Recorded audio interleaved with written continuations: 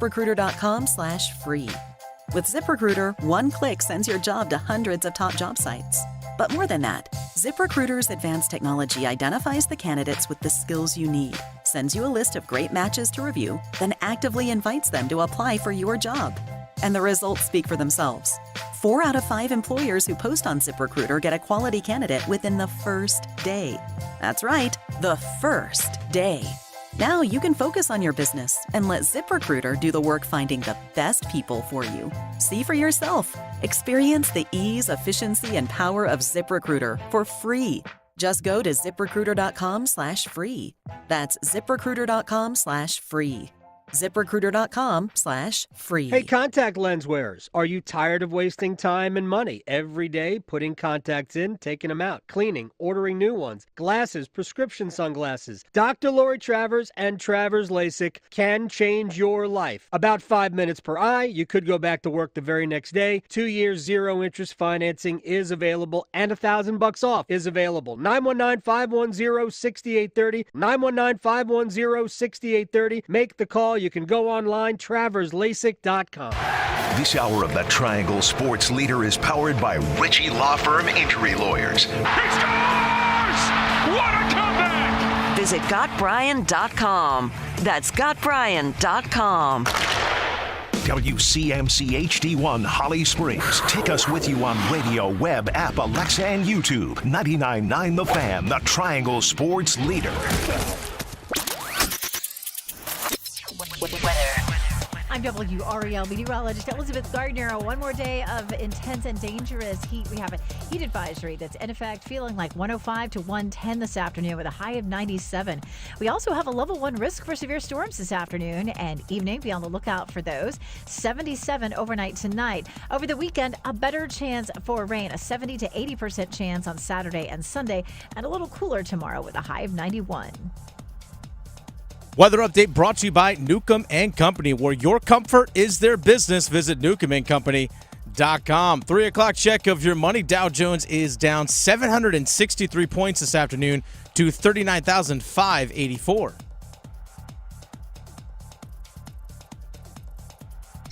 O'Connell with 1 second, left wing 3 on the way, banks it in!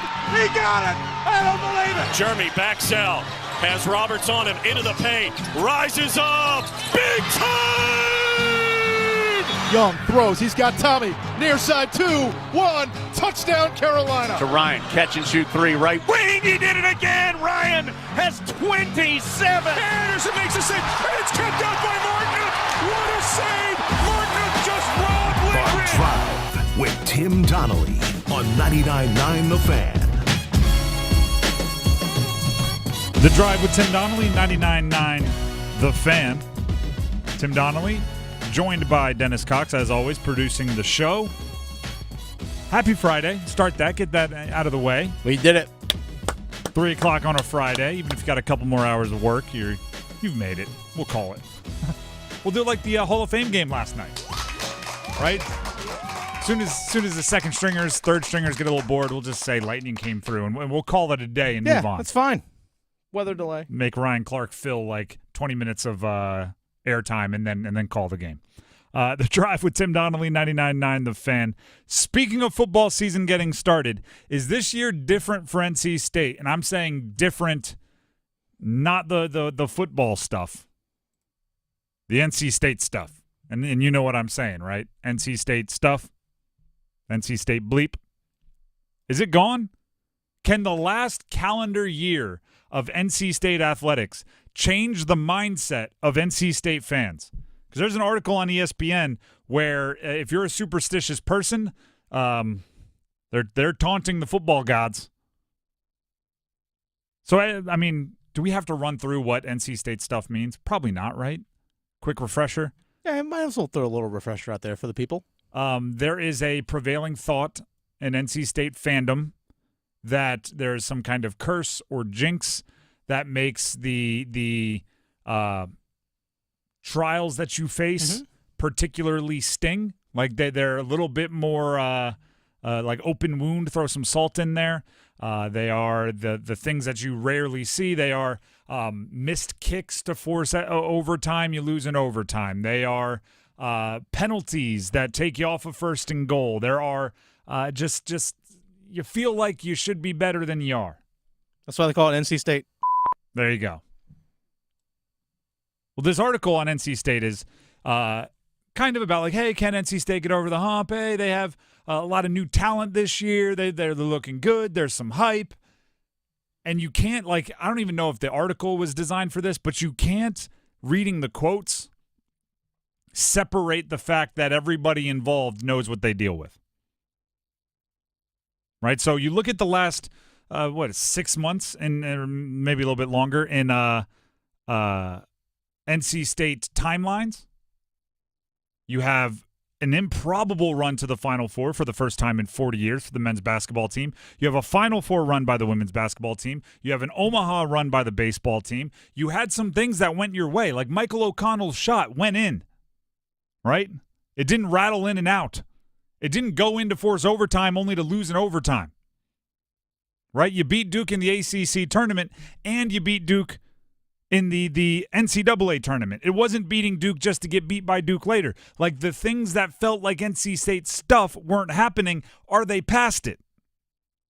Boo Corrigan, NC State athletic director, quoted in the article saying, "Winning can be a habit. Finding a way to win and letting go of the past, right? Instead of waiting for the other shoe to drop, how about waiting for something great to happen? That's a different mindset than we've had here before, and I think it's really important." End of quote from Boo Corrigan.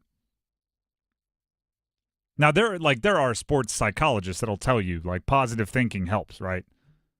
The whole golf deal, if you have to go over water on a par 3, you say in your mind, in your mind's voice, hit it on the green.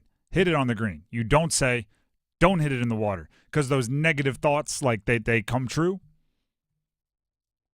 Is the last year enough to truly get that impending doom out of NC State fans, NC State historians, coaches, anyone that's been around?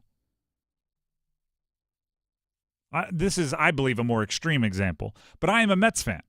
Adam Gold, who hosts the show previous to this one, also a Mets fan. I can tell you right now, Mets fans, we expect the other shoe to drop. There you go. Like, fire that like 10 more times. That's a Mets fan's inner monologue right there. But, like, they go on a 10-game winning streak. Mets fans are constantly thinking, all right, who's going to get hurt? All right, who's going to go into a slump? How is this going to be taken away from us this time? Dave Doran quoted in the article, "For our fans, instead of feeling jinxed, they're feeling not jinxed. They're not feeling jinxed. Or whatever that curse is that they've talked about for years, it seems to be gone, and I am thankful for that, because I've had to endure some, like, are you bleeping me's?" Exactly. They are talking about NC State stuff not being a thing anymore. Is it that simple? Is it a magical run to the Final Four, and suddenly it's not a thing anymore? Grayson McCall quoted in the article, talking about all the success NC State has had across multiple sports.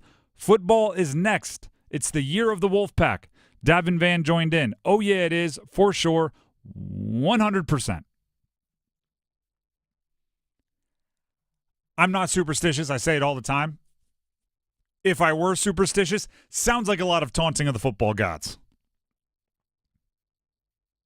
Right? Imagine if after the Red Sox beat the Yankees in that 2004 come-from-behind 3-0 series, if they just started openly going like, that whole curse of the Bambino was a crock of bleep before they won the World Series. Right? It's like, all right, I get that you had some good stuff happen here, but I don't know. Maybe it just feels like you're being a little over the top with it. So what needs to happen then? To say it's over, to say it's done. What needs to happen? Do they need to make the CFP, win an ACC championship? Here's the hard part. Or, not drop a touchdown or something like that to miss on the ACC championship game? It's over the first time you're in that situation and you don't think about it. Yeah. So it's the first time NC State is in, a game that they, like, say the last game of the season against UNC, and they know if they win it, they go to the ACC championship game. And maybe even they'd feel real good if they win it, they go to the college football playoff. And it's a tie game, and there's 2 minutes left. If you truth serum the fans, and they're all sitting there waiting for the bad to happen, or, like, not talking about it, because that thing happens too, right? Where it's awkward because all your friends are refusing to say what everybody is thinking. You're all thinking, when is it going to happen? What bad's going to happen? But instead, you're just coolly going like, weather's nice. It's like if that's when it's over. That's when those things don't matter. Guess what? When the Red Sox are getting close to winning, nobody thinks about the curse of the Bambino anymore. They've won enough. They've won 4 championships since then. Yeah. Like it's in the past. Nobody brings it up anymore. I think the only way to get through it is, if the football team wins something of significance. If you win an ACC championship, you win you make it to the semifinals of the college football playoff, like you win games. It's one of those chicken or the egg, right? Do you have to get rid of NC State stuff to accomplish something great, or do you have to accomplish something great to get rid of NC State stuff? If I had the answer, I'd be coaching the team.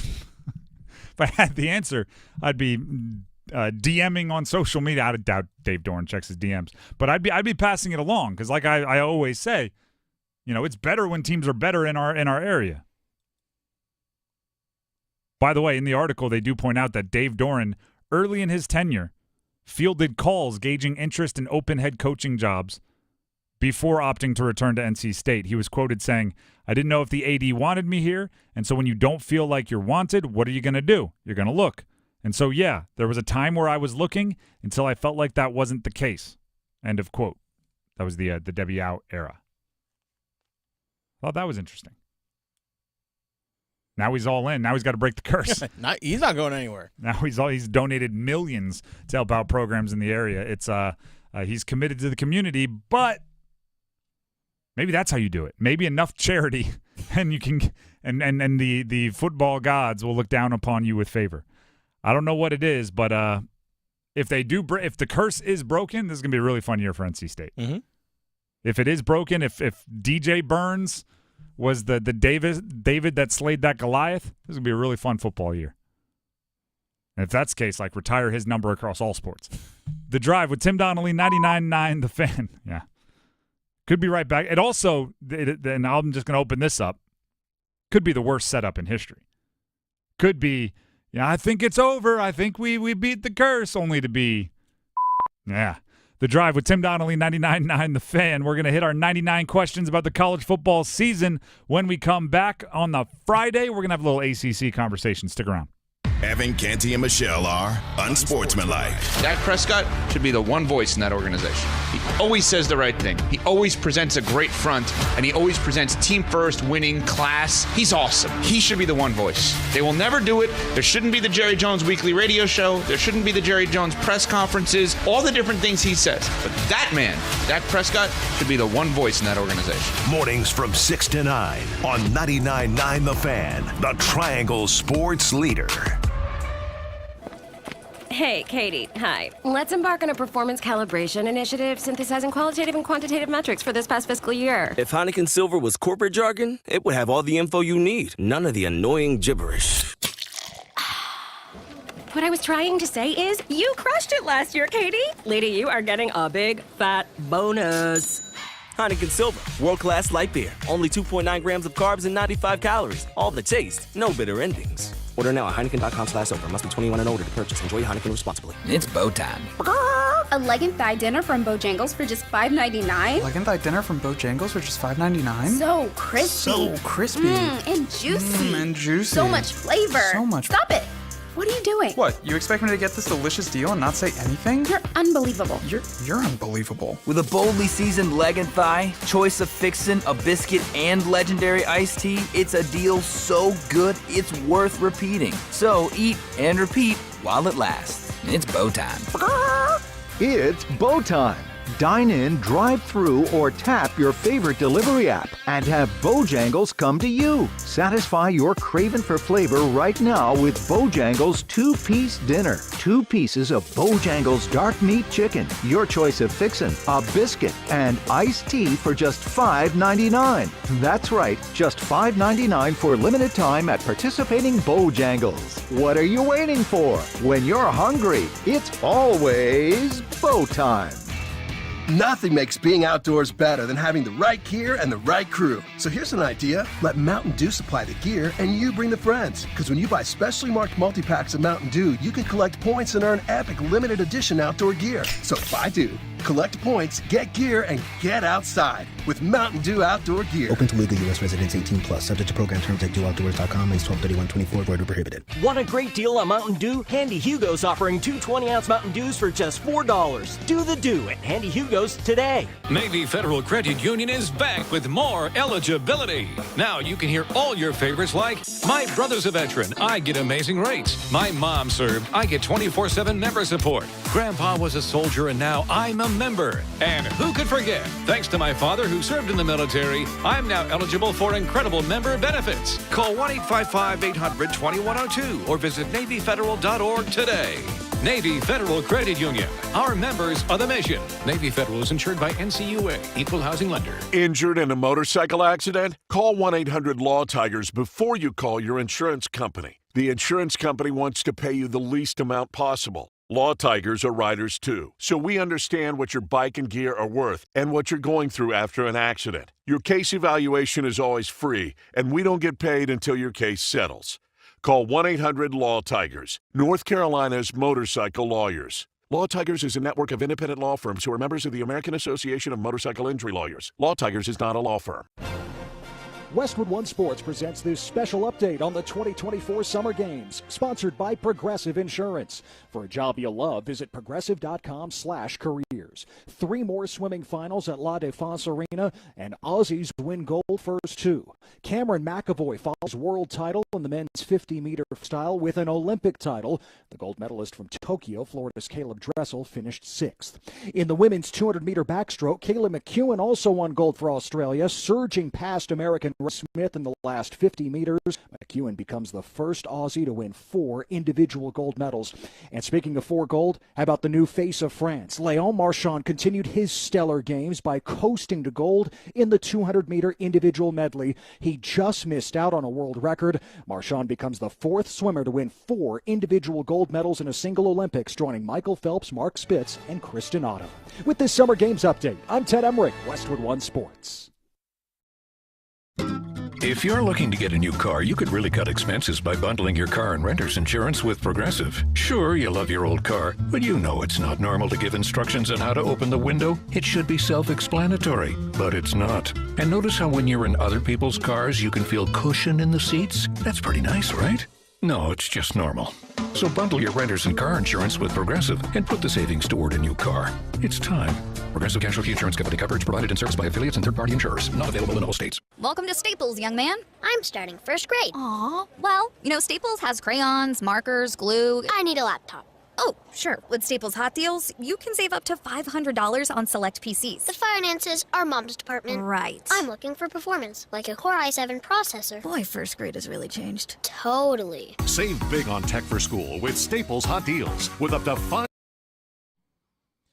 Paris Summer Games updates on 99.9 The Fan are brought to you by North Carolina FC. Get your tickets today at northcarolinafc.com.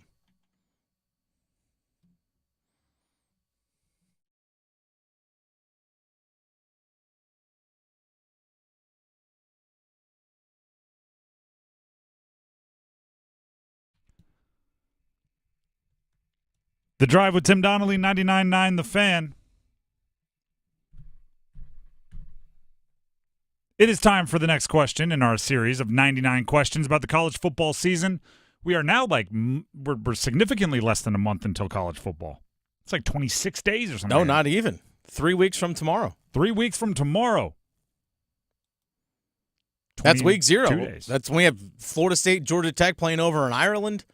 So we are nearing the end of our 99 questions about the college football season. We started 99 days out from college football. 1 question a show the entire way. I think it's 4 weeks from today is when Minnesota and UNC, no, that's Thursday night as well because NC State's Yep. on a Thursday. I think Duke plays a Friday night to open up their season. But we're 4 weeks away. I was going to say, luckily we have from like local teams. We have 3 or 4 weeks to get all of our ducks in a row and we'll figure it out. You don't got to know it now. I don't have their schedules completely memorized. I on don't the have top to of know my it head. now. But it's getting closer is what I'm saying. So our 99 questions will continue, but only up until opening kick. The question for today is the Atlantic Coast Conference. There's a respect issue here nationally, right? Not getting the respect they deserve. Does the ACC need more NFL prospects, or is it good enough to just be good at college football for college football teams and players? Because I look at the ACC, I see a lot of really good college football players. And then I look at the NFL draft boards, or I look at the NFL, because, researching for the ACC, all ACC preseason ballot, I looked up who's going to be some of the players drafted out of the ACC, and I had to come to the conclusion that not many top-level NFL prospects in the ACC this year. ESPN put out a first-round mock draft. They had one player from the ACC. It was Anthony Belton, offensive lineman from NC State, and he was drafted 31st. That's like practically a second-rounder. No other ACC first-rounders. So I thought, all right, let's do a deeper dive, right? Can't just go off of one-round mock draft. So there's 2 analysts, Matt Miller and Jordan Reed, seen as draft experts. They gave their top 5 players at each position going into the college football season from an NFL draft perspective. From the ACC, neither had any players that were quarterbacks, wide receivers, guards, centers, corners, or safeties. Like half the field. Nobody in the top 5 at their position for draft prospects. Exactly. That's like half of the options. None. Now, Jordan Reed, much more pro ACC. He had Omarion Hampton from UNC as the 5th running back, Jake Briningstool from Clemson as the 4th tight end, Belton, who we mentioned, as the 4th offensive tackle, Patrick Payton from Florida State as the 5th edge, Capart, that's DeMonte Capart from Clemson, as the 5th defensive tackle, and then Barrett Carter as the 2nd linebacker. Matt Miller had just Barrett Carter in the top 5. He was the top linebacker, but that's it. Now, I know I just threw a lot of words at you, so let me summarize it for you. Matt Miller had one ACC player in the top 5 at their position for the upcoming draft going into college football season. One. And it was Barrett Carter. Jordan Reed had 6 players in the top 5, but just 1 in the top 3 at their position. You take away Barrett Carter, linebacker from Clemson, who, by the way, could have gone pro this past year. Probably most people in his shoes would have gone pro this past season. So if he's not there, the ACC is non-existent in top-level draft conversations at any position. But here's the part that's frustrating to me. Grayson McCall, quarterback, NC State, proven college quarterback. Cam Ward, proven college quarterback. There's a lot of proven college players that have been productive. I don't know if that's enough anymore. It's almost like you can't just be, there are so many players that were like, think of the best college players you knew growing up. I bet you a lot of them didn't end up as the biggest and baddest NFL prospects. The players that helped me fall in love with college football, Colt Brennan from Hawaii. Great player, 5th round pick, didn't amount to much in the NFL. Right? You look at some of the running backs that you remember. You look at some of a lot of the quarterbacks, the Eric Crouches, right? Like, these guys were great college players and are seen as positives for the conferences and schools they played in, right? Crouch won a Heisman. Colt Brennan was a Heisman finalist. I'm just picking them out of thin air here. The ACC doesn't get that love. Right, because now they're seen as, the competition level isn't great. What NFL players do they even go up against? Oh, if you play in the SEC, it's like playing in AAA. I don't know. The college game is different. The college game is different. Not everything has to be which player is the best NFL player, right? Oh, great, you're this awesome prospect. Well, see me on the field at noon on Saturday, and we'll see who wins the game. I'm glad that you're happy with yourself. There's going to be more NFL buzz, more NFL scouts at the quite frankly, Big Ten and SEC, and even the Big 12 at times. But I have a feeling, and we've gone down this path in the past, I have a feeling when the ACC versus other conference records come out, ACC might come out ahead of those, just like they did last year. Or how about this, right? Because ready, we are now 24 minutes into the show, second chicken or the egg reference. Oh, okay.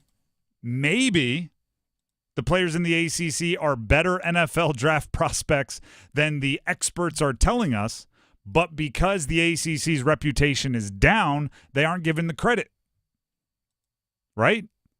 Maybe Anthony Belton should be the second offensive tackle off the board, but when you fire up his film, you don't see him with any games against NFL prospect edge rushers because they're not seen as edge rushers that are that good, right? So it's all right, he dominates, but what about the competition? Same vice versa, right? Maybe some of these wide receivers should be top 5 at their position. But Dorian Strong, who's the best corner for the one of the all-ACC corners, or Aiden White, right, from Virginia Tech and then NC State for Aiden White, they're not seen as good enough competition. So when you put up 150 yards receiving in the ACC, nobody goes, wow, that should put him on draft boards. Instead, they go, wow, well, wasn't against NFL guys. Every time you have 110 yards receiving in the SEC, what do they say? And it's against a future first-rounder. I'm going, well, maybe if he keeps giving up 110, he shouldn't be a future first-rounder. Exactly. It's a chicken or the egg thing here. If you give the ACC the same respect you give other conferences, I think all these go up. And I just don't see where that respect was lost. Hey, don't forget, the ACC is the most quarterbacks in the NFL starting, right? Conference of quarterbacks. 2 of them from Cal. Yeah, 2 of them from Cal. That's like Katie Ledecky. ACC's tweeting She's it out. ACC legend. ACC legend. Mm-hmm. Stanford. Yep. Jared Goff. Mm-hmm. Aaron Rodgers. I think the biggest thing that's going to change the perception is if you have more than just Florida State and more than just Clemson being a competitive, consistent title contender year in and year out. Because the Big Ten is a two-team race between Michigan and Ohio State. Let's be honest. SEC has more. Let's call it what it is. I think no one's afraid to admit that. And the ACC has been 2 teams. That's really about it. And the floor needs to raise as well. There's 2 things that need to happen, right? Because I hear the people that just say, well, NC State has to beat Tennessee, and Florida State has to beat, or Miami has to beat Florida. Who's playing Florida? Miami? Miami is. Miami has to beat Florida. I hear that. Mm-hmm. But then there needs to be, like, the mechanisms in place to once you do it, that will spin zone it the proper way. Because I guarantee you, if NC State beats Tennessee, what you're going to hear the SEC say is, Tennessee isn't that good.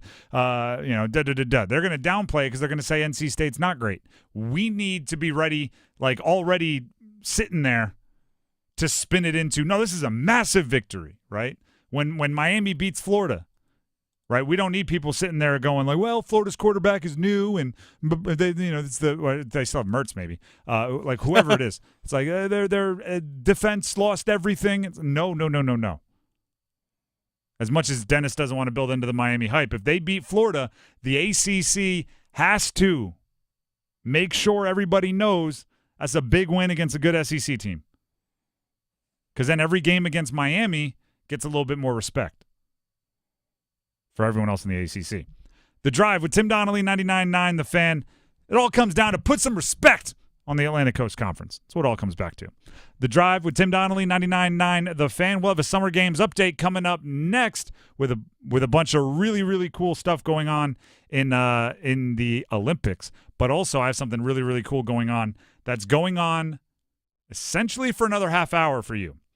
Now through a half hour from now.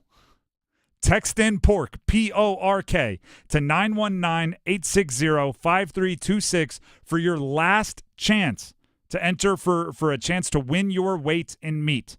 Each day over the last 2 weeks, we've been qualifying one person around 4 o'clock each day to come on air, reveal their weight, and be a finalist to win their weight in meat. All you have to do to be in the pool that we might choose from is text PORK, P-O-R-K, to 919-860-5326. That's 919-860-5326. We're going to announce the winner on Monday, but there's still time for you to get involved, still time for you to win your weight in meat.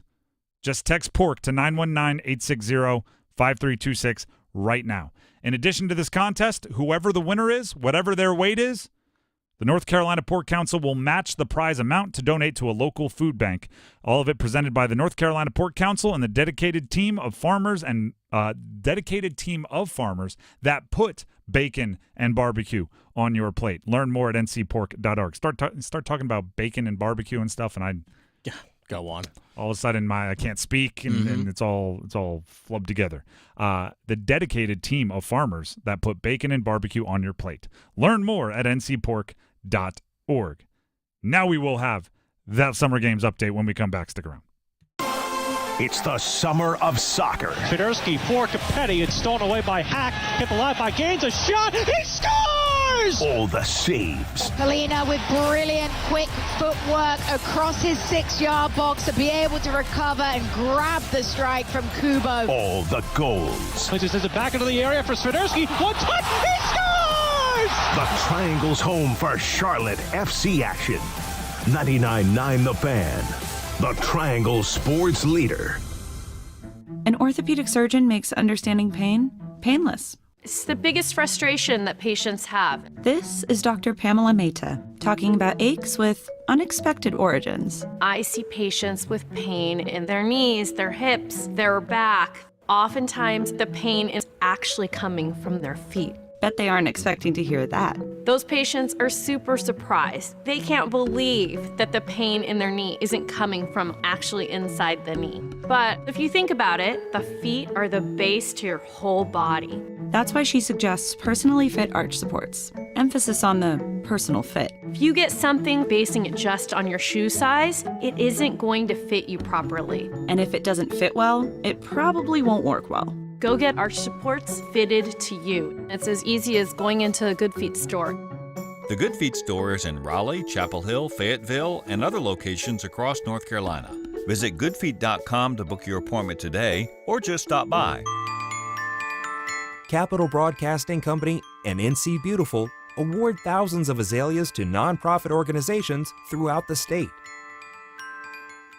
If your organization would like free azaleas, visit us online at wral-gardens.com. Go to the Azalea Celebration tab and fill out an application form by August 31st.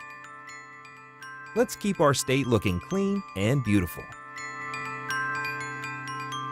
Texting privacy policy and terms and conditions posted at renofi.com/notices. Texting enrolls for recurring automated text marketing messages. Message and data rates may apply. Reply stop, opt out. John, I'm putting my foot down. We can't put off renovating this house any longer. Our kitchen is so small. We need to finish the basement for the kids, and don't even get me started on the bathrooms. Honey, renovating is so expensive. We can't do all those projects. With Renofi, we can. What's Renofi? Renofi loans are a new type of home equity loan only for homeowners doing renovations. We can get up to $500,000 and keep our existing low mortgage rate locked in. With Renofi, we can do everything on our renovation list and we don't have to refinance? That's right. Renofi loans are the only home equity loan that use the after renovation value. Just what we need. How do we get started with Renofi? Just send them a text. Text TRANSFORM to 323232 and see if you qualify for up to $500,000 to renovate your home with Renofi. Unlock the future value of your home right now to get the money you need without refinancing. Text the word TRANSFORM to 323232 to get started today. Text TRANSFORM to 323232. NMLS number 1802847. Not all borrowers or properties qualify. Loan terms apply. Need assistance with door and window projects?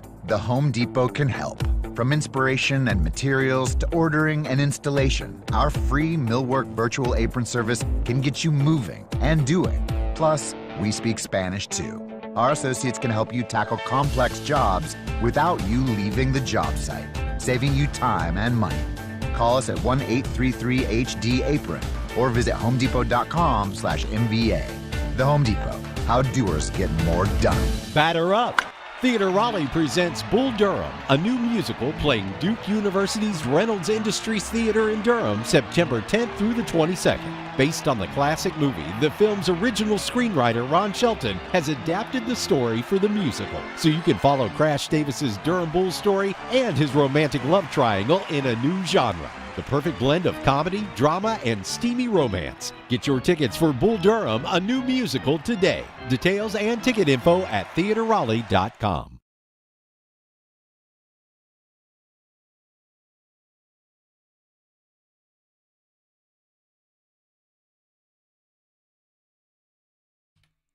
The Drive with Tim Donnelly, 99.9 The Fan.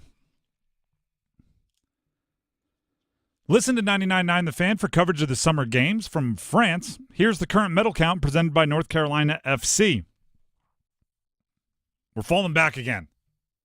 Yesterday was such a good day for the United States in the medal count. Now we're back down to fourth. Haven't won a gold medal today. Have picked up a few total medals, but in the gold medal rankings, China still in first with 13. France and Australia tied for second with 10, and the United States tied for fourth with Great Britain with 9 gold medals apiece.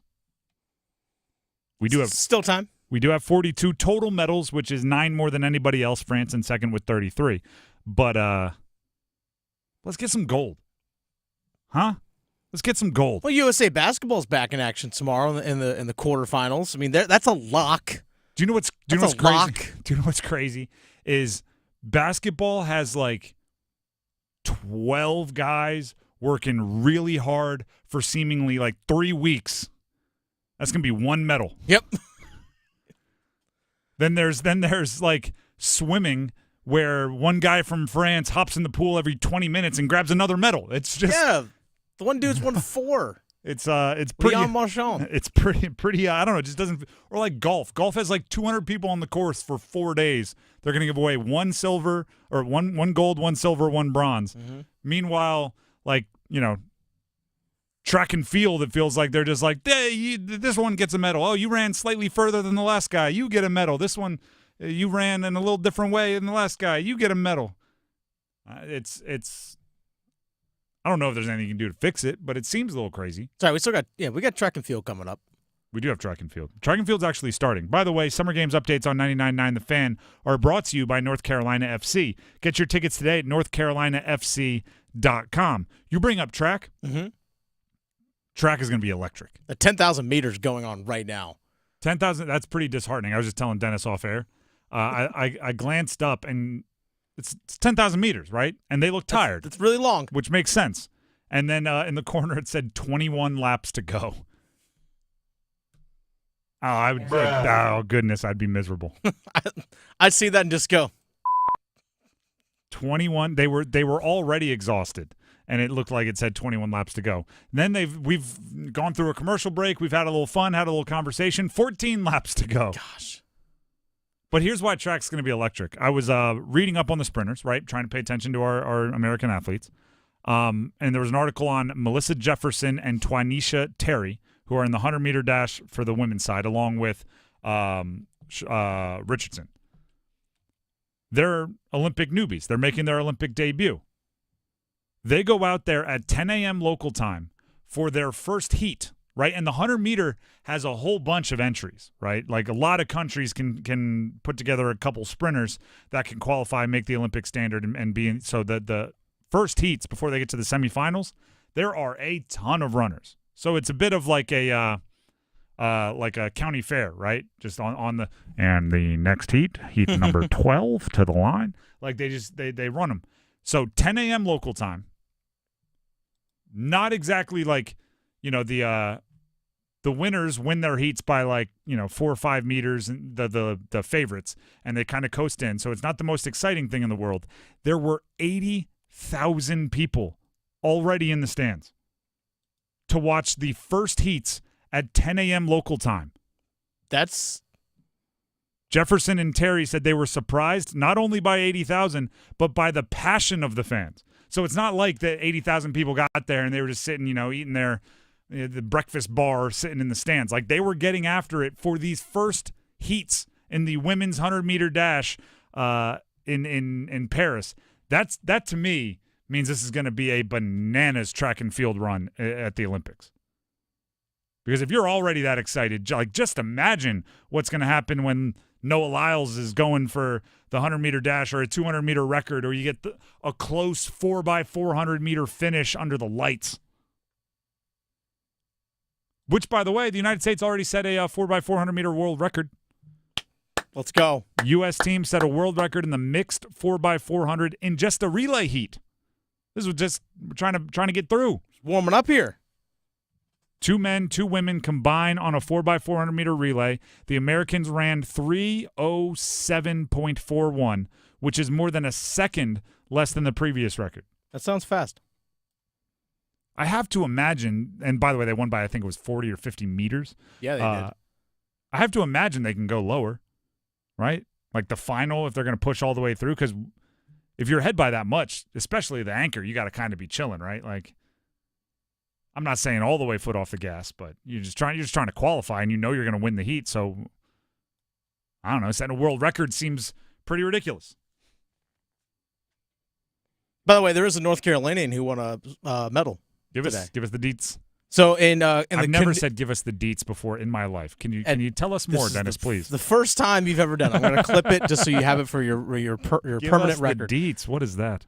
So in the women's slalom, the canoe women's slalom, Evie Liebfarth, I believe is how you pronounce the name. It's Leibfarth. I hope I'm pronouncing the last name correct. She won a bronze. She's from Bryson City, which is out in like Nantahala National Park, like the western part of the state. Beautiful area. I love going out there. Kind of Franklin, Cashers, that whole area. But she's also attends Davidson. Okay. So shout out to the Wildcats. There we go. That's cool. I mean, Olympic medals. You got a medal. You said she attends Davidson? Yes. Can you imagine going back to like a off-campus house party? Yeah. You walk in with your Olympic medal around your neck, like, oh, this old thing? Yeah. Nah, just hanging out. Didn't want to leave it in the dorm. It's absurd. Those things are cool. Do you know what else is cool? And I saw this morning, and some people are going to immediately go, no, I disagree just because it's LeBron. You know what I really like about the Olympics? What's that? When you see athletes be fans of other athletes. Yeah. Like Scotty Scheffler's another one. I just know him because these are athletes that I pay attention to. Scotty Scheffler, the golfer, his wife, and his young child, they've popped up at so many other events. Mm-hmm. They're like taking in gymnastics, and they're at the pool, and they're watching all this. Like, I like to see them be fans of others. LeBron took his daughter, who's, I don't know, looks like elementary school, maybe middle school age, to see Team USA women's beach volleyball. There was a rain delay between the second and third set. They stuck around. Bunch of fans left. They stuck around for the third set to see Team USA get the win. Let's go. And they put him up on the Jumbotron. And in one of the more likable things LeBron has done in a while, embarrassing dad dance. He went full, like, embarrassing dad. The daughter was next to him, putting her hands over her face. You could hear her go like, oh, my gosh, Dad. It was perfect. It was like a really cool moment, which you don't see from LeBron or Scotty Scheffler or Katie Ledecky. Like, these big stars, you just don't see them like that. But there's something about the Olympics when you're just, I don't know, a little bit more relaxed as a fan watching other games.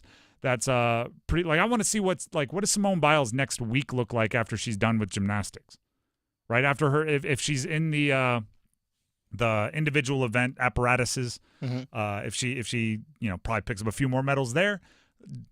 Is she suddenly going to be at like the 200-meter dash, just going, oh my gosh, they're fast, like the rest of us? Go on the high jump, like I could do that. Go to the high jump and be like, I could stand on my own shoulders and you could still jump over me. Like there's something cool about that. And it's something that I think only really the Olympics brings about, right? You very rarely see that kind of I don't know, like vulnerability is the wrong word, but like putting their guard down of some of these very, very, very well put together public image athletes. Do we talk about what's the French Léon Marchand? Yeah, Léon Marchand. He just set an Olympic record in the 200 individual medley. He won his fourth individual gold debuting his first day Olympics in his home country. Part of me is saying appreciate greatness. Part of me is saying, no, don't say that. He's not part of our squad. He's not, not one of us. Are we getting a little taste here of what it was like the last 20 years for everyone else to watch Michael Phelps? Where you're going well, that is pretty cool, but he's not from my country, so what am I supposed to do with that? It's tough, but if you're in the interest of just appreciating greatness, what Marshawn's doing is pretty nuts, right? It's almost like if we hadn't just gotten numb to watching Michael Phelps the last 15, 20 years, we'd be going even more nuts for what Marshawn is doing. 4 Olympic golds, 4th individual gold. That's crazy. And actually, Phelps' individual goals, I know he was also on those relays. When he had 8, he couldn't have had many more than 4 individual goals when he had 8 total goals. Or golds. I'm saying goals. Right? Because, I'm just saying. Yeah. Léon Marchand, the Frenchman, in his home country. That's pretty cool. Last thing I'm going to point out here, and we have more Olympic notes throughout the show. You see Chase Budinger? Who? He was an 8-year NBA veteran. Played, I think, at Arizona in college. Okay. Was in a dunk contest. He played, he was a legit NBA player for a better part of a decade. He and Miles Evans, his playing partner, advanced out of the beach volleyball pool play and will be in the round of 16, the knockout round for men's beach volleyball. Look at that.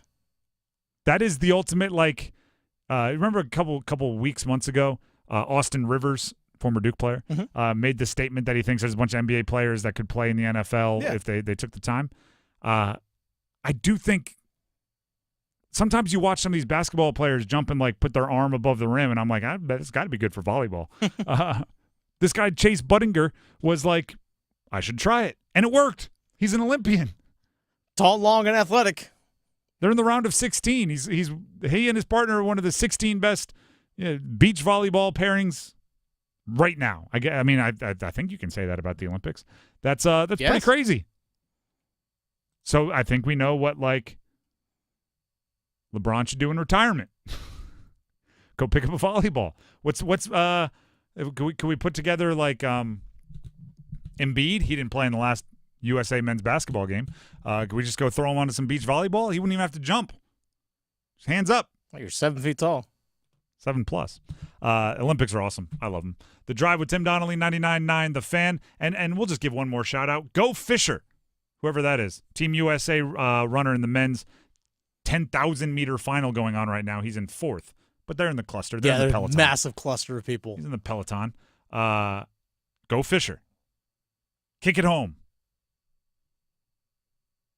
How do you not get a PR with 80,000 people watching? Just pure adrenaline. And on the flip side, how do you not waste all your energy in the first 2 laps because you're just because there's 80,000 people watching, jacked up. I ran that first 100 in 10.2. I got 10,000 meters more to go. The Drive with Tim Donnelly, 99.9 The Fan.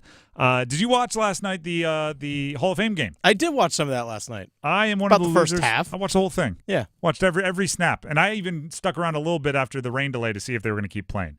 That's how feverish my addiction is to NFL football. Degenerates. I didn't even bet. But I did because jokingly, a week and a half ago, I said on the air that Cade Stover was going to catch a touchdown. Yeah. I thought I hit. Because Cade Stover made 2 catches early, and I was like, he's in the mix. And then they threw it to on that drive, touchdown to a tight end, same body type, and I was like, I hit it. It was some other guy. Sorry. But I was close, which is what keeps you coming back. I didn't even know this. Shout out to Victoria from the Adam Gold Show, produces the Adam Gold Show. She just texted me that Marshawn trains with Phelps' former coach. Yeah. What are we doing here? Yeah. Phelps' former coach is from Maryland, isn't he? I think. How about we train the Americans? You're giving all the secrets away. What is going on here? The secrets. Be really long. Have long arms. Michael Phelps does have some of that. He's got double jointed everything. The palms on his hands are as wide as frying pans. They're basically fins. But I don't know. It seems like whatever that coach knows is working.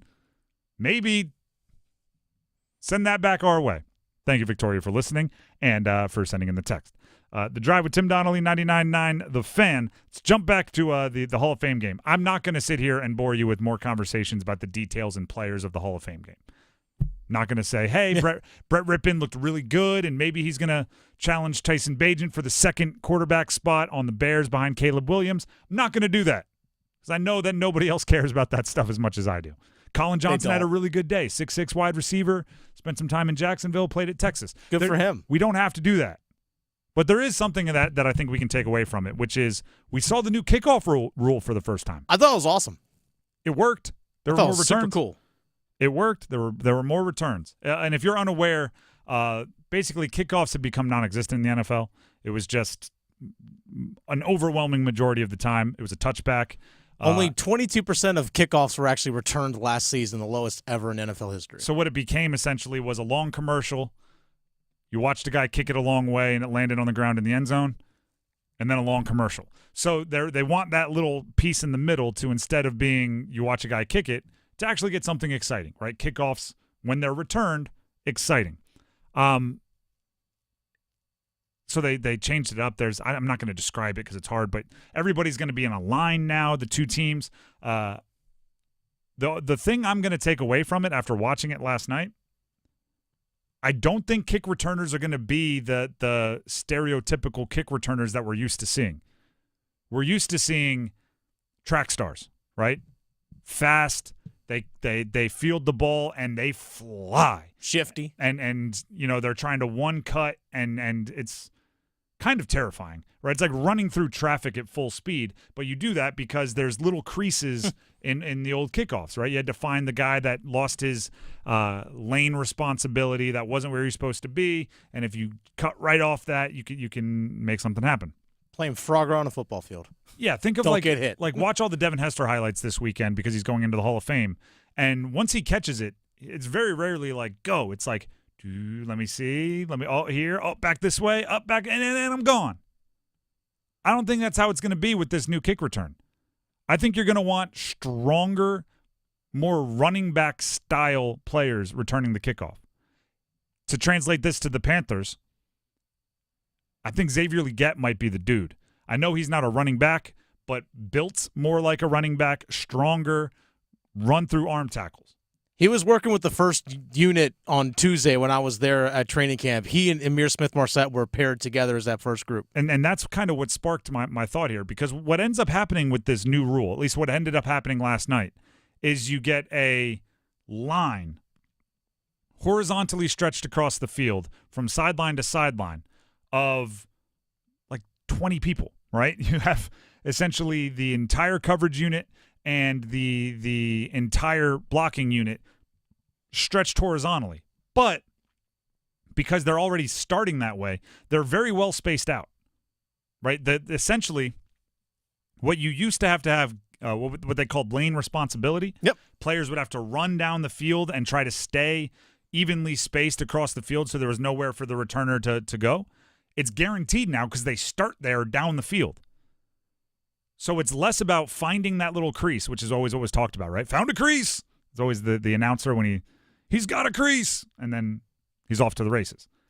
It's less about that, and I think more about being able to burst through an arm or a shoulder tackle, right? It's more about there's going to be someone there, but if your blocking team is doing it right, they're going to have to be shedding a tackler, or shedding a blocker, they're going to be kind of engaged. They're not going to be able to square you up. So you want a little bit more power. You want the Deebo Samuels. You want the Xavier Legettes. You want if you're not worried about their getting too many carries, you want your running backs doing it, right? Because they're the ones that are used to bursting through a line of scrimmage, bursting through the second level, and heading into the secondary, right? Heading into the safeties and everything for big plays. Xavier Legette might be that dude. Xavier Legette fits it, and on top of that, we're talking about ways to, I've been calling it Deebo Samuel him the ball. Like, he's had some drop issues during training camp. Right? Yes, he has. He's I've seen it. At South Carolina, meaning at college, he wasn't asked to run like a super wide array of complex routes. It was very much like, we're going to give you it was Denzel Washington and Remember the Titans. Run 6 plays, give it time, just like Novocaine. Always works. Like, he was so good, you just give him, go route, deep post, couple screens, couple ins, call it a day. So as he figures out the nuances of being a wide receiver in the NFL, you got to find ways to get him the ball in space without having to, shake another team's cover guy. Speed sweeps, screens, crossing routes, kick returns. Your team gives up 3 touchdowns and a field goal. That's 5 times you can get the ball in Xavier Legette, along with the either opening or halftime kickoff. 5 times you can get the ball in Xavier Legette's hands without having to have him run a complex route or make a hands catch over the middle or any of these things that's going to take him maybe a little bit of time to get used to. Then on top of that, he explodes through that horizontal line of this new kickoff. There's nothing but green grass in front of him. Then he gets to go be the track star, the speed guy that you saw as a prospect. Now, should I give my disclaimer real quick? Okay. I've made all these opinions off of one fake preseason game. It is not even a real preseason game. No, it's not. These teams, every team plays 3 preseason games. The 2 teams that played last night are still going to play 3 preseason games from this point moving forward. So teams will get better with strategy of covering them, and maybe they do spread themselves more vertically rather than horizontally like we saw last night. But watch out for Xavier Legette. By the way, Mike Boone, Panthers running back, talked to you. Was this talked with Dennis one-on-one about the new kick return, and this is what he said. I don't know yet. It's a good opportunity for runners, for the return guys. So I'm looking forward to see how that plays out. But Raheem back there, so I'm pretty sure we'll make it happen. And looking forward to how that turns out. He continued with more about the new kickoff. That's the part you got to get used to the most, but they're closer to us. It's like a 5-yard thing, so if you're a guy that can slip blocks, this will be an advantage to you. So, I'm looking forward to putting in the coaching with Tracy and executing his game plan and going out and making plays. If I'm a running back, and Mike Boone is, although not the big, tall, strong one that I was kind of envisioning, I'm asking to return kicks. Oh, yeah, for sure. Any running back, I'm going, after seeing last night, I'm going, you know what? That looks a lot like a running play. That looks like a stretch handoff that I need to put my foot in the ground, get north and south, run through an arm tackle. That's what I do. And if you don't want your starting running back doing it, that's a way to make the team. Yeah, the people that I talked to over there said that that's kind of how they described it, but it's also just like when I asked Mike Boone about it, he's like, I'm not sure if I like it, but it's what it is, just because it's so different. Like, no one's experienced it before, unless you played in the XFL, which there are very few of those guys playing in the NFL. So this is super new to a lot of people, and no one really knows what to expect. But it's fun. I'm glad they actually made the play relevant. Well, yeah, and I hope they fundamentally changed it, but it's the way I kind of described it, and we were talking off air earlier, is it's not like they made a kickoff more exciting. It's that they got rid of the old kickoff and replaced it with something completely new. It's a different beast. The Drive with Tim Donnelly, 99.9 The Fan. Dennis is getting ready to call potentially our last finalist, if they answer, in our Win Your Weight and Meat competition. I feel kind of sad. We've had a good time with this. We'll be qualifying one more finalist on air when we come back, hopefully, if they answer their phone. If not, we'll have to call someone else. And then we'll be announcing the winner Monday, August 5th. That's this upcoming Monday. In addition, the North Carolina Pork Council will match the prize amount to donate to a local food bank, all presented by the North Carolina Pork Council and the dedicated team of farmers that put bacon and barbecue on your plate. Learn more at ncpork.org. The Panthers scrimmaged each other last night. That's going to be the focus of our Football at 4, and a Win Your Weight and Meat finalist next.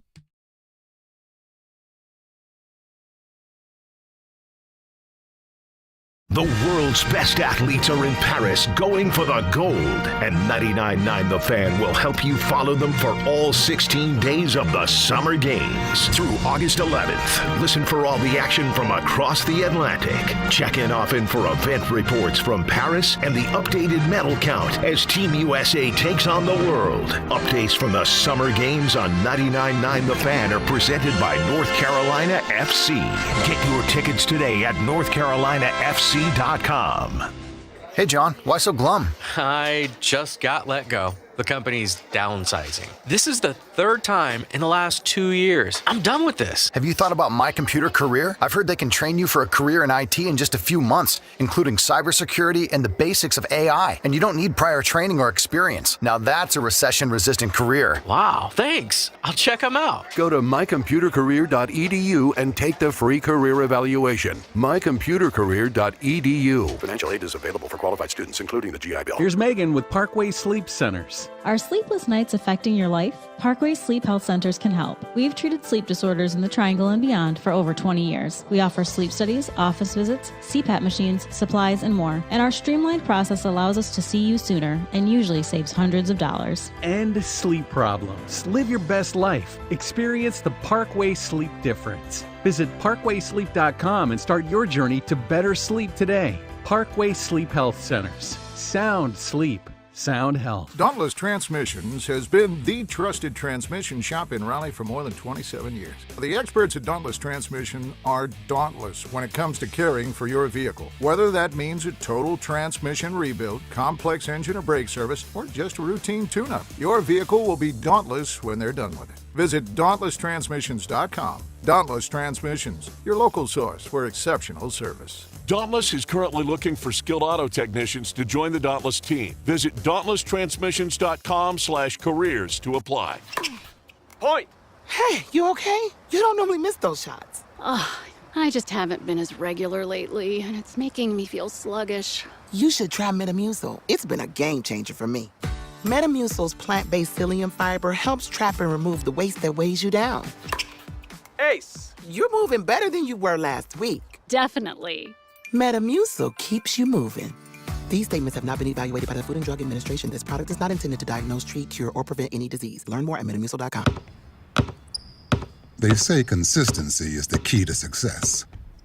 They weren't wrong. So how about grabbing a beer that's consistently smooth, consistently refreshing, and consistently light? You might just find that the road to success can be pretty enjoyable. Michelob Ultra. The perfect balance of taste and refreshment, and only 2.6 carbs and 95 calories. It's only worth it if you enjoy it. Enjoy responsibly. Anheuser-Busch Michelob Ultra Light Beer, St. Louis, Missouri. Truist. When you work with someone who knows a lot and cares even more, you're unstoppable. So start feeling like it today. Visit Truist.com/care. Truist. Leaders in banking, unwavering in care. Truist Bank. Member FDIC. This hour of buzzer-beating, nail-biting, edge-of-your-seat sports action on 99.9 The Fan is powered by Ritchie Law Firm Injury Lawyers. Visit GotBryan.com. That's GotBryan.com. WCMC HD1 Holly Springs. Take us with you on radio, web, app, Alexa, and YouTube. 99.9 The Fan, the Triangle Sports leader. Weather. I'm WRAL meteorologist Elizabeth Gardner. Very hot, dangerously hot out there this afternoon. Heat advisory in effect, feeling like 105 to 110. We also have a level 1 risk for severe storms. Those storms could crop up this afternoon and evening. 77 overnight tonight and a little cooler over the weekend. We'll see a high of 91 tomorrow and a good chance of rain. It's an 80% chance with another level 1 risk for severe storms. Weather update brought to you by Newcomb & Company, where your comfort is their business. Visit newcombandcompany.com. 4 o'clock check of your money. Dow Jones is down 611 points today to 39,736.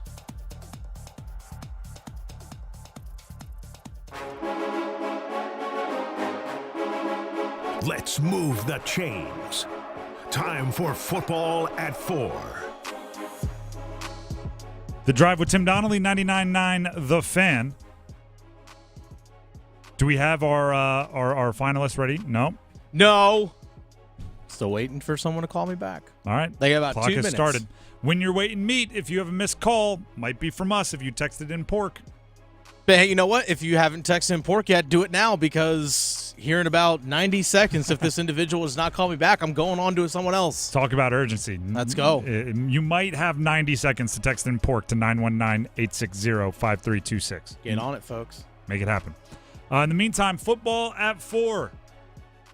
The scrimmage at FanFest by the Carolina Panthers, just amongst themselves. Down in Clemson. Zach Clemson. Mm-hmm. The scrimmage for the Panthers, it didn't do much to dissuade my biggest concerns, and it may bring about an old fear that I thought I had gotten over. Oh, man, I didn't think I was still afraid of this. Well, let's start from the basis. Let's start from the bottom. There is an inherent problem with scrimmaging yourself, which is the happier your defensive coordinator is, the more upset your offensive coordinator is, and vice versa, right? Like, everybody can't be happy. There's no way you just walk away going, that was excellently played on both sides. If the offense has a good day, the defensive coordinator is mad because they're always going to think there's something they could have done better, and vice versa.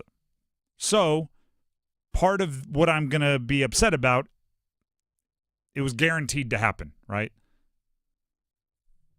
Jadeveon Clowney looked really good. By all accounts, Jadeveon Clowney dominated when he was on the field. He was making the offense,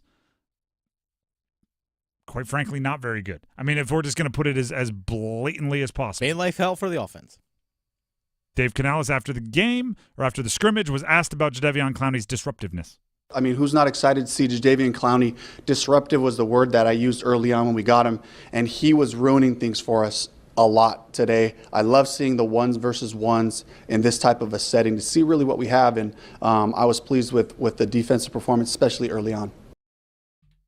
Jadeveon Clowney looked good. Here's the question. Did he look too good? He was ruining things for us a lot, is what Canales said. That's an issue, because you can have, within a scrimmage, within a game, you can have plays where your quarterback gets sacked, but it's not like everything was ruined, right? All right, you got the better of us that time. When you start using the word ruined, I get very, very, very nervous. Because Clowney looking good did not put away my fears about the pass rush. If you listen to the show, you know I'm concerned with the edge rushers on the Carolina Panthers. And not because of Jadeveon Clowney, because of everybody else. They just don't have the depth. And they have some guys that are taking longer to get back from injury than I'm comfortable with. It's the depth that is scaring me. So Clowney plays well. You know Clowney's pretty darn good. Right? He's paid like it. Canales praises DJ Johnson as the guy that's been fantastic opposite Clowney. I don't have a lot of faith in that guy based on experience, right? The greatest indicator of future results is past results, and DJ Johnson on a team that needed edge rushing last year was a healthy scratch a decent amount. Did not play coach's decision a decent amount. So hearing that Jadeveon Clowney was playing great does not make me go, all right, I was wrong about the pass rush. They actually are awesome. But the fact that Clowney was ruining plays for the offense and ruining plays for the offensive line and for Bryce brings up all the old fears about pass blocking and offensive line that we felt last year. How many times last season, watching the Panthers, did it feel like they couldn't get a drive into any kind of rhythm? Why? Because of the pass rush getting home. Because it was making Bryce Young see ghosts. So, yeah, again, like I said, with everything that happens in a scrimmage against your own team, some things are going to be good, some things are going to be bad, right? Offense has a good play, defensive staff is mad, vice versa. So I get it, right? Jadeveon Clowney looking good is good for the signing of Jadeveon Clowney. But the offense not being able to prevent Jadeveon Clowney from ruining things does not bode well for when you play Cam Jordan in week 1 or Bosa in week 2 or now I'm blanking on it. Who's the stud, the crazy man for the Raiders, the edge rusher? Max Crosby? Max Crosby. When you play Max Crosby in week 3, If Jadeveon Clowney was wrecking shop, Max Crosby's going to be introducing himself to Bryce Young like with handshakes, just picking him up off the ground every single pass play. I think the thing as well is that second padded practice, and defense is always ahead of the offense at this time of the year. Because defense is much easier to get to like, your base stuff installed super quickly, whereas whole new offensive system, timing of everything, it's a lot longer for the offense to catch up. And I think always this time of year, defense is always going to be ahead of the offense. Yes. And by the way, as an offensive player who's used that excuse many times in my career, there's further ahead of us the first week. It's not us looking bad. It's not us being sloppy. There's further ahead. It is true, and that's kind of one of those cliches that everybody says. I also do think, like, tackle versus edge rusher,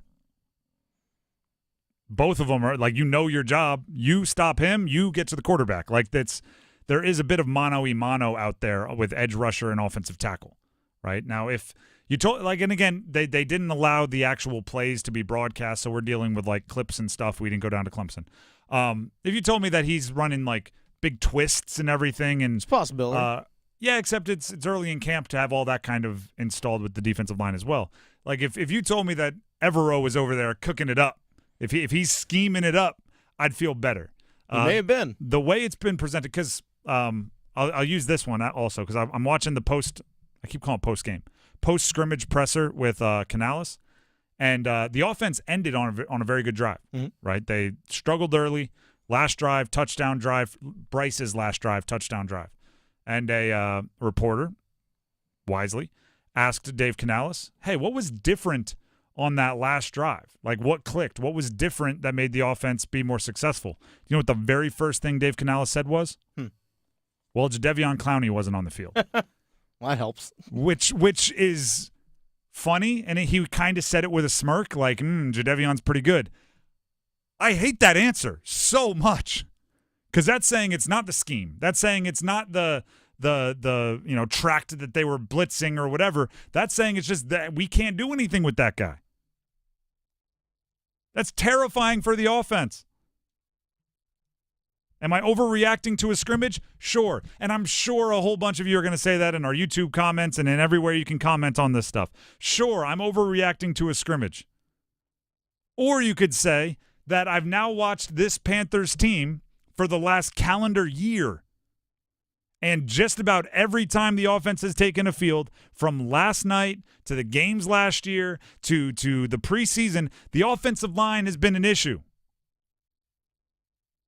So maybe it's not just about last night. Maybe it's not you're just overreacting to a fan fest in Clemson.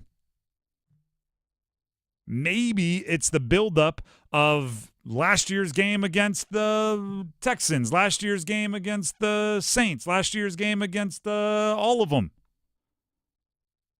And then on top of that, last night, Jadeveon Clowney, wrecking shop. The Drive with Tim Donnelly, 99.9 The Fan. Dennis, do we have a finalist? Give me the thumbs. Oh, I'm getting the maybe. We may have our last finalist in our Win Your Weight in Meat contest. And if it is, we will pick the winner on Monday. We will have 10 finalists. They know who they are. We've qualified them at about this time, each of the last 10 shows, including today. Well, actually, while we're here, you can go ahead and text keyword music if you're not one of the finalists, MUSIC, to 919-860-5326 for your chance to win a pair of tickets to see 311 with AWOL Nation and Neon Trees at Red Hat Amphitheater on August 10th. So, if you weren't one of the finalists, you can go ahead and still win something, potentially, by texting music to 919-860-5326. We have David in Raleigh. David in Raleigh, welcome to the show, first of all. You have the opportunity to be our final finalist in our Win Your Weight and Meat contest. The only thing you have to do to officially be that 10th finalist is reveal your weight. So what are we working with? It's one of the few times weight is an advantage. So, exactly. I'm right at 220, a solid 220, not a fat 220. Hey, no qualifiers here. 220 is 220. What's heavier, a pound of feathers or a pound of bricks? Well, hopefully bricks. They're the exact same weight. They're both a pound. It's one of those questions. Right. But either way, 220. That can, as I've been saying, right, it could be a lot of bacon for you. How will you prepare it? What's the plan here? If you win your weight in meat, are we grilling? Are we smoking? Is it barbecue? What are we looking at? I'm a griller. I got a 50-year-old aluminum cast iron grill, which has lasted forever. So it's grilling. Has the tastes of a half century in there? Yeah, I guess smoking ribs is be the charm. Sounds great. David, you are officially our 10th and final finalist. Pay attention on Monday. You may win your weight in meat. Okay, cool. Do you get a freezer to go with the meat? I think it's probably on some kind of schedule where you can get the meat over time because I don't know. You have to have the refrigerator that like you store bodies in to keep your weight in meat. Easy now. That's a lot of bacon. That's a lot of bacon. But stay on the line. Dennis might have some info he needs to get from you. Congratulations and good luck. Our entire Win Your Weight in Meat competition is presented by the North Carolina Pork Council and the dedicated team of farmers that put bacon and barbecue on your plate. Learn more at ncpork.org.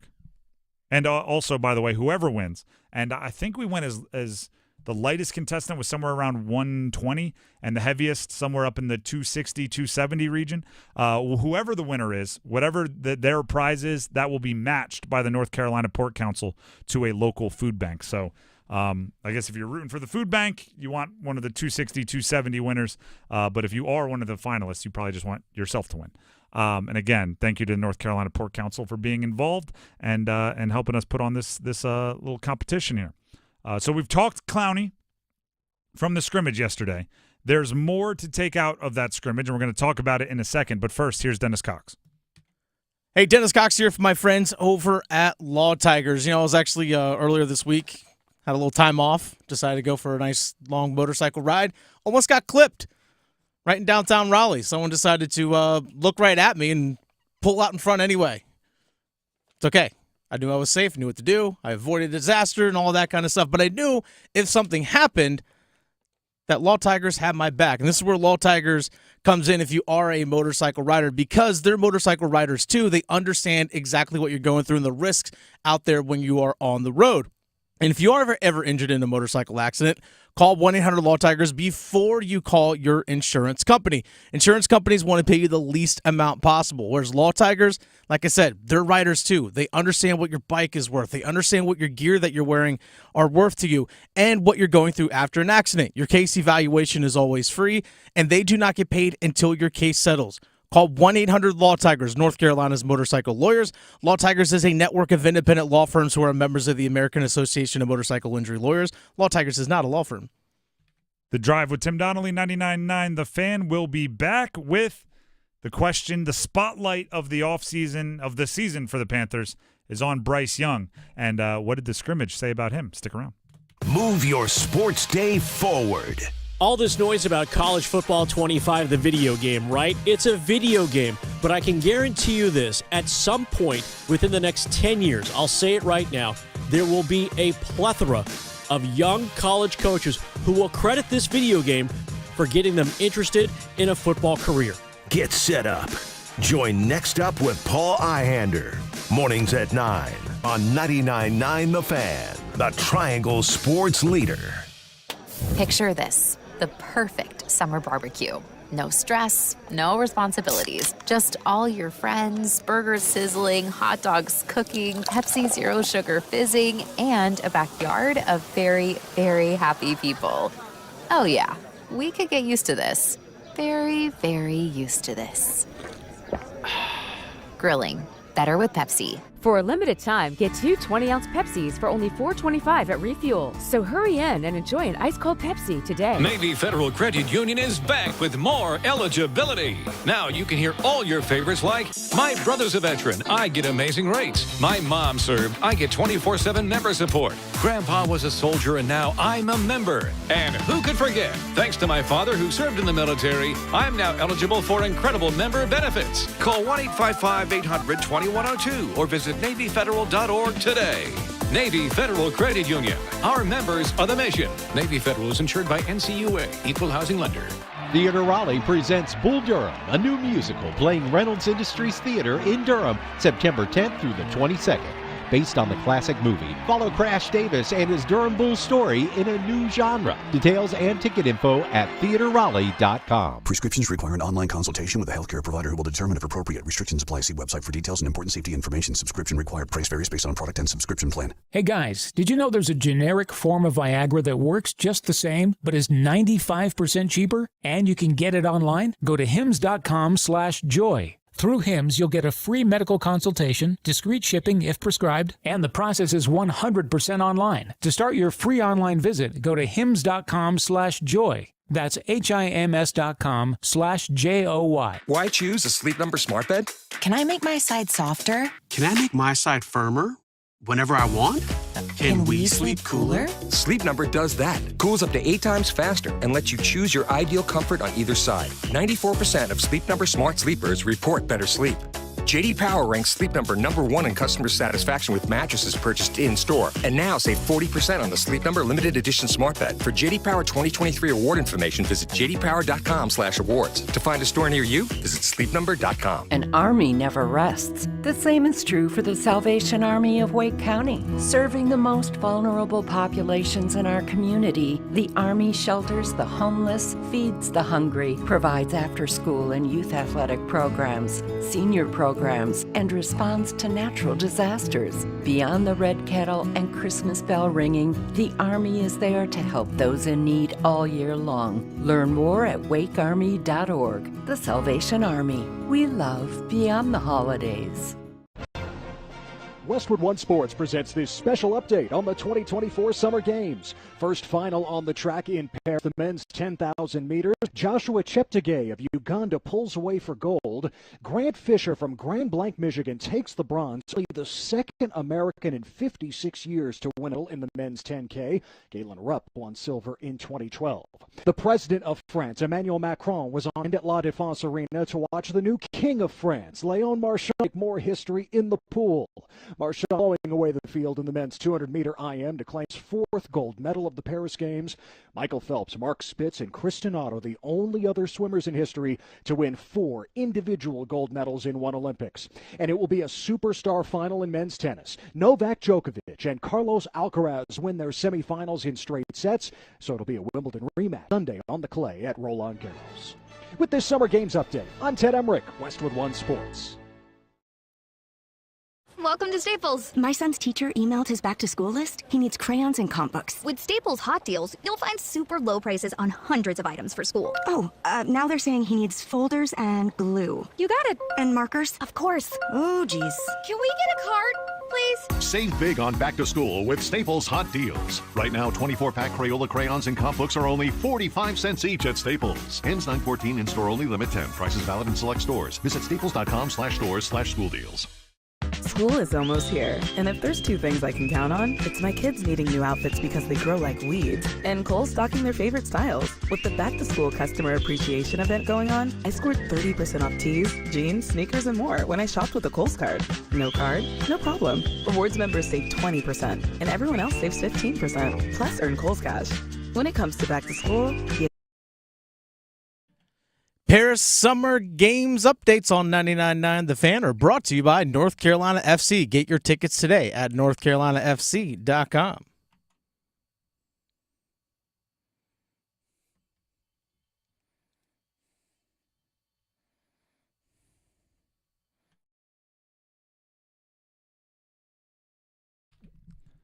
The Drive with Tim Donnelly, 99.9 The Fan.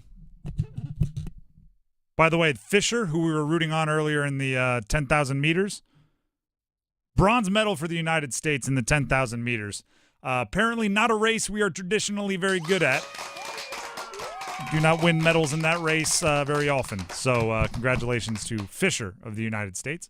And we'll keep you updated on the Olympics as it goes on. There's some beach volleyball action happening right now. The women's team of Hughes and Chang are one set up on what looks like a German team. The Drive with Tim Donnelly, 99.9 The Fan. Last night, Fan Fest Clemson, meaning at Clemson, Panthers had an intra-squad scrimmage, right? The offense versus defense. I need to check my instincts with Bryce Young a little bit here. Or maybe I don't.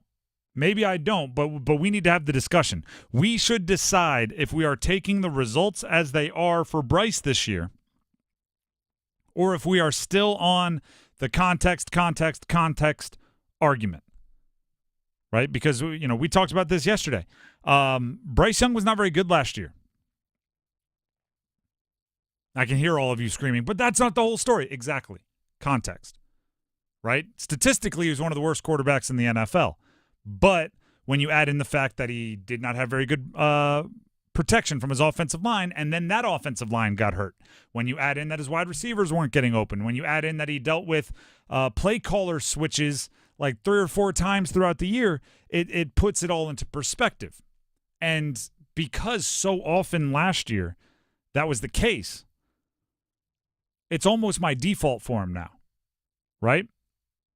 So what I mean by that is I can't tell you how many times last season I'd be watching Bryce Young, right? I'm talking in the game. And he'd do something that you don't want your quarterback doing, right? Take a sack, fumble, throw a pick, whatever. Miss an open wide receiver, go 3 and out. And it would happen a few times. And I'd have to go, all right, on Monday, on the show, I'm going to have to explain why that's not all on Bryce.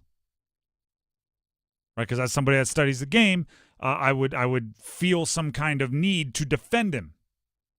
So I'd say, all right, I need to go in Monday well-researched on how the offensive line missed an obvious blitz pickup and that fumble. He shouldn't have had to worry about that defender hitting him from the back, the blind side, whatever it was. And that just became the gut reaction, right? You watch a game, Panthers struggle, boom. Let's defend Bryce. So then yesterday, this little scrimmage takes place, and it's not a game, so it's not as big a deal, but this little scrimmage takes place at Clemson, fan fest for the Panthers, and I would say I see some less than glowing reports. First 3 drives for the first-team offense, no points. Even when the offense did get going, Adam Thielen did score a 2-yard touchdown on the final drive.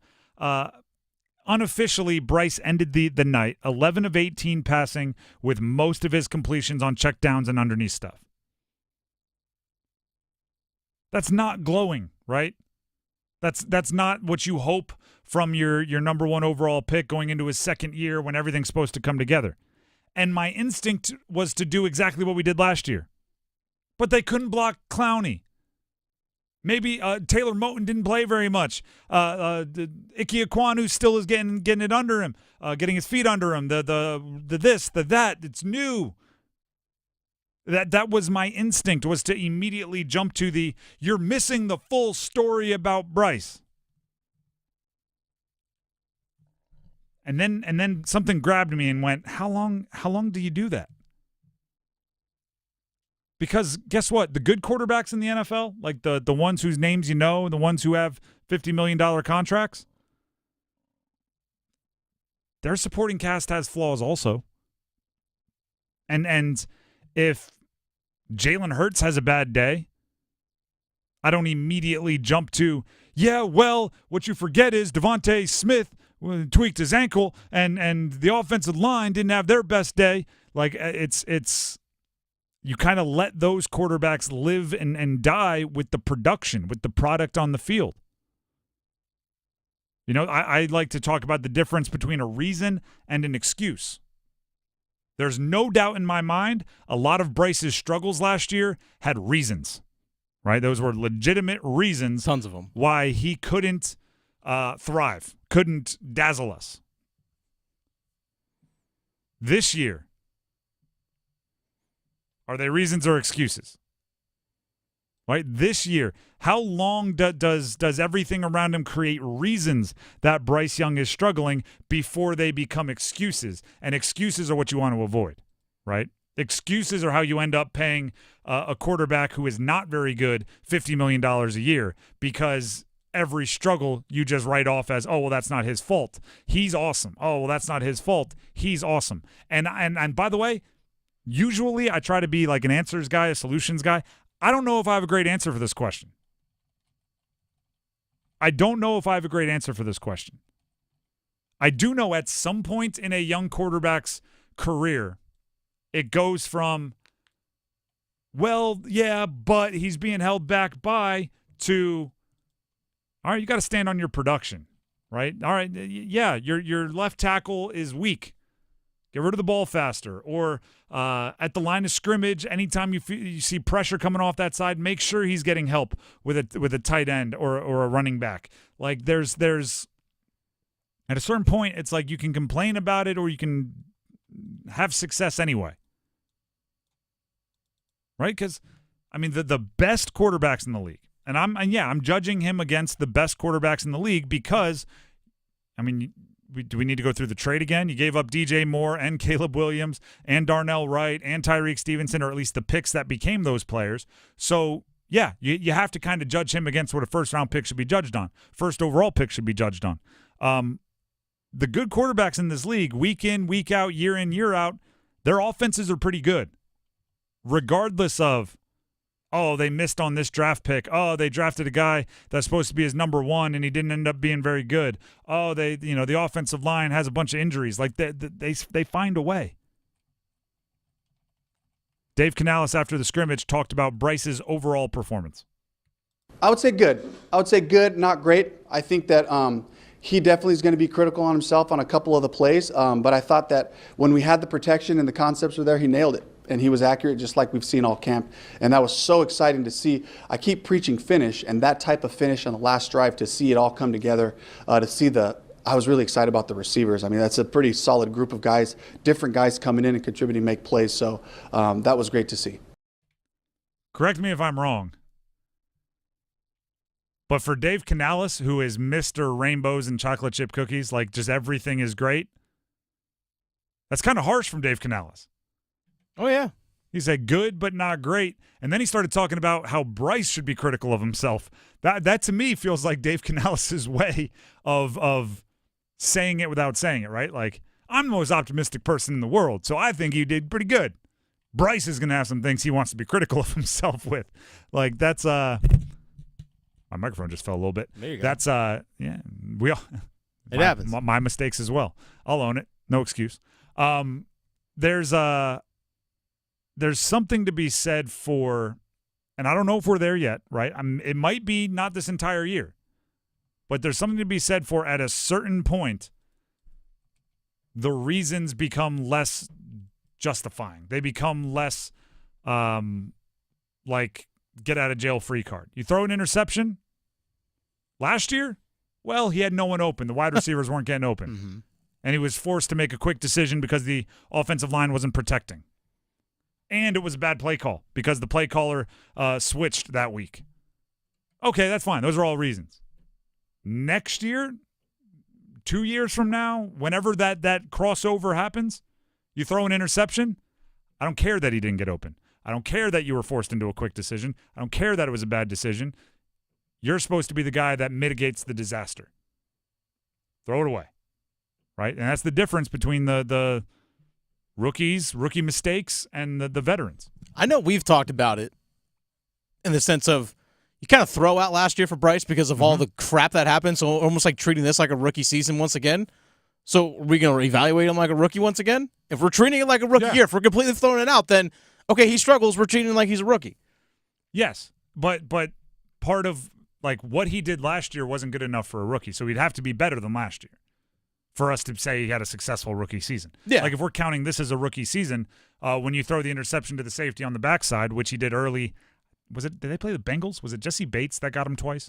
Bates playing with the Falcons did it like week one. That's exactly what I'm talking about. Bates got him twice on very similar plays. Mm-hmm. I'm fine with the first one. Rookie mistake. Second one. Same game. We got issues, right? It's and that's kind of how I'm looking at it this year. Is one time might be a reason. Twice, it's an excuse. I'm trying to find where that line is. Because last night I can tell you that like my guttural instinct was to snap back at when people were not high on Bryce and go, well, look at the situation he's put in. And I don't want to be I don't want to do that for him forever. I don't want him to be like 7th year as a starter, right? Or 9th year as a starter. He's like breaking franchise career records. And I'm sitting here going like, and the situation is terrible. That's every mistake. It's forgivable. The guy hasn't made a mistake his entire life. Right? Like the parent that can't see a flaw in their in their child. He did not get this test question wrong. It was a bad question. My special boy would not get it wrong. Like, I don't want to treat Bryce like that. At a certain point, we're going to let his failures be failures. Last year, I'm not counting his failures as failures. Is this the year we start? I think. Or is he still our special little Bryce that can't get anything wrong? Hey, he's young. Honestly, if we get to the midpoint of the season, let's say like week 8, and we haven't seen progress, or even week 6, and we haven't seen any progress from week 1 till then it's like, okay, I'll sound alarms. Okay. Because if he struggles, because again, he's also got a first-year head coach with a completely new system, like all these different kinds of things. You're doing what I want to do. That's my instinct. Hey, right now they are reasons, but if we don't see progress as the season progresses, then yeah, you know what? Maybe we'll sit there and say, you know what? Maybe he isn't that good. We'll also sit there and find out as well. All right, Ickey Ekwonu, are you a bust? If Bryce Young keeps getting drilled, he drops back to pass, keeps getting drilled. It's like, okay, well, actually, maybe Ickey's the problem. Separate conversation, but worthy conversation. Yeah. But worthy conversation. But yes, not saying yes to bust. I'm saying yes. Those questions have to be asked. The Drive with Tim Donnelly, 99.9 The Fan. You know what else has to be asked about the Panthers? What's that? Who's going to back him up? That's a great question. Andy Dalton apparently hurt himself in training camp. Didn't really participate yesterday in the Fan Fest. Got a whole bunch of Jack Plummer. Yeah, him too. Dave Canales after the event did highlight what's going on with Andy Dalton. Andy's got a quad injury right now, and so we're just trying to get him back. I'm not sure exactly of the timeline. It's a couple of weeks, but we'll work him through it. And it was good for Jack Plummer to get out there, to get those reps. You know, started off that first possession, missed a couple of open guys, just high. Part of the jitters, it's part of it. It's so good to just see him work through that, settle himself, and start making plays. Andy Dalton out a couple of weeks with a quad injury. This explains why on Tuesday when I was at training camp that he did some individual stuff, but when they did 11-on-11 and 7-on-7, he didn't participate. I was like, sense. I think for some of us, because we saw Taylor Moton, Shaq Thompson kind of have vet days, like, okay, maybe he's just doing the vet day thing. Let Bryce and Plummer take the reps. It's like, oh, he's actually hurt. It does put the Panthers in a weird situation because now they have Bryce Young, the dude. They have Jack Plummer, rookie, Louisville, up and down in camp thus far. They need another arm. I mean, if nothing else, they just need somebody so you don't completely exhaust those guys and you know, have them getting Tommy John by the end of training camp with overuse. You need a decent arm. And what I mean by that is somebody that can run the second unit and you can get a good evaluation on the rest of the second unit. Xavier Legette, your first-round pick, for the most part has been running with the 2s, right? Partially because Jonathan Mingo has been doing good with the 1s, partially because you want Xavier Legette to develop. So you need a quarterback running the second unit that can give an NFL look to Xavier Legette as he develops, that can give the defense you're going up against a real look. But at the same time, everyone first jumped to Tannehill because Tannehill's still available. It's weird to me that he's still available. I think he's good enough unless he's turning down offers behind the scenes. He might be. I don't want Tannehill. I think Tannehill is almost, and I hate to say this, like too accomplished. If Bryce Young starts 2-7, 1-6, does a tired David Tepper or a weary fan base start calling for the guy who's been a starting quarterback for the last 15 years in the NFL? Also, I assume since it's just like a 2-3 week, whatever it is, a couple week thing with Andy Dalton, Andy seems to be a good team guy, seems to be a good Panther. I assume you want him to be the number 2 still. You like him in the room. You like the mentorship. He has a relationship with Bryce. You bring in Ryan Tannehill. Andy Dalton's not the number 2 anymore. Ryan Tannehill's better than Andy Dalton, more accomplished, more recently. Yeah, if you're bringing in Tannehill, it's not for like a hot second. The worst part about it is, have you ever when you're looking for a house every once in a while, like you're on one of those sites, Zillows or whatever, yeah. you find a house that you absolutely love. You click through the pictures. It has the right amount of bedrooms, has the right amount of bathrooms. It's in a neighborhood you like. It's in a school district that you like. Your wife likes it. Everybody likes it. It's all in. And then you notice that it says like pending under contract, and it's already someone else has already bought it. And you're like, no, how did we miss that? That was perfect. I have that happen to me with who I want to be the backup quarterback for the Panthers. Former Wake Forest quarterback John Wolford would have been perfect. There you go. I wanted to bring in Wolford. He was a Buck last year, meaning Tampa Bay Buccaneer, which means he has a history with Dave Canales' offense. That was it. He wouldn't be somebody that anybody would clamor for. And he's comfortable being a backup because he's been a backup at a few different stops, Rams, Bucks, etc. There's only one problem. He's still under contract with the Bucks. Dang it. Pending, under contract. I want John Wolford to be that guy. I think it would have been perfect. But without that, there's not really much out there. Kellen Mond, Blaine Gabbert, Danny Etling is someone that I found interesting because he spent times with Canales in Seattle, but he's a UFL guy. I don't even know if he's good enough to give a number 2 look. I don't know. Jack Plummer, I don't see him as he figures out what he has to figure out to be an NFL quarterback, being the steady presence that you need to usher that offense along behind Bryce. Jack Plummer's just an undrafted rookie from Louisville. Who, like I said, has been up and down. Yeah. Do you bring in somebody like Gabbert? Maybe. Would Gabbert even come in saying, like, hey, this might be a 3-week job? Well, here's the thing. If it's a 2-week injury for Andy Dalton, this coming Thursday is their first preseason game. And then the week after that Saturday is their second preseason game. Whomever they're bringing in is probably going to play in at least 2 preseason games. So maybe it's worth it to show, hey, you know what? I still got it, guys. I can still show the league. I still got it. I'm probably not playing Andy Dalton in any of the preseason. Probably not. Now that he has an injury and maybe the final one a little bit, just to maybe. Maybe. That's about it. John Wolford, get out of your Bucks deal. Yeah. Demand trades. Can you do that? Can you demand a trade? And then 2-3 weeks from now, we won't even need you anymore? And you could also probably just stay there. The Drive with Tim Donnelly, 99.9 The Fan. I was just talking about, right, when you're on the real estate sites, you're looking for a house. My realtor, when I bought, I don't know how few of them ago, guy I really liked, he said there's 5 things you want to pay attention to. And I'm thinking I'm like, all right, yeah. Where can you put the TV? Is there room in the garage for 2? No, he's like, no. You look at kitchens, bathrooms, HVAC, roof, and windows.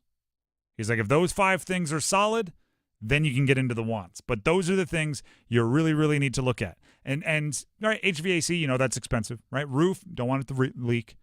Kitchens, bathrooms, as everybody talks about on the home renovation shows. All right, that all makes sense.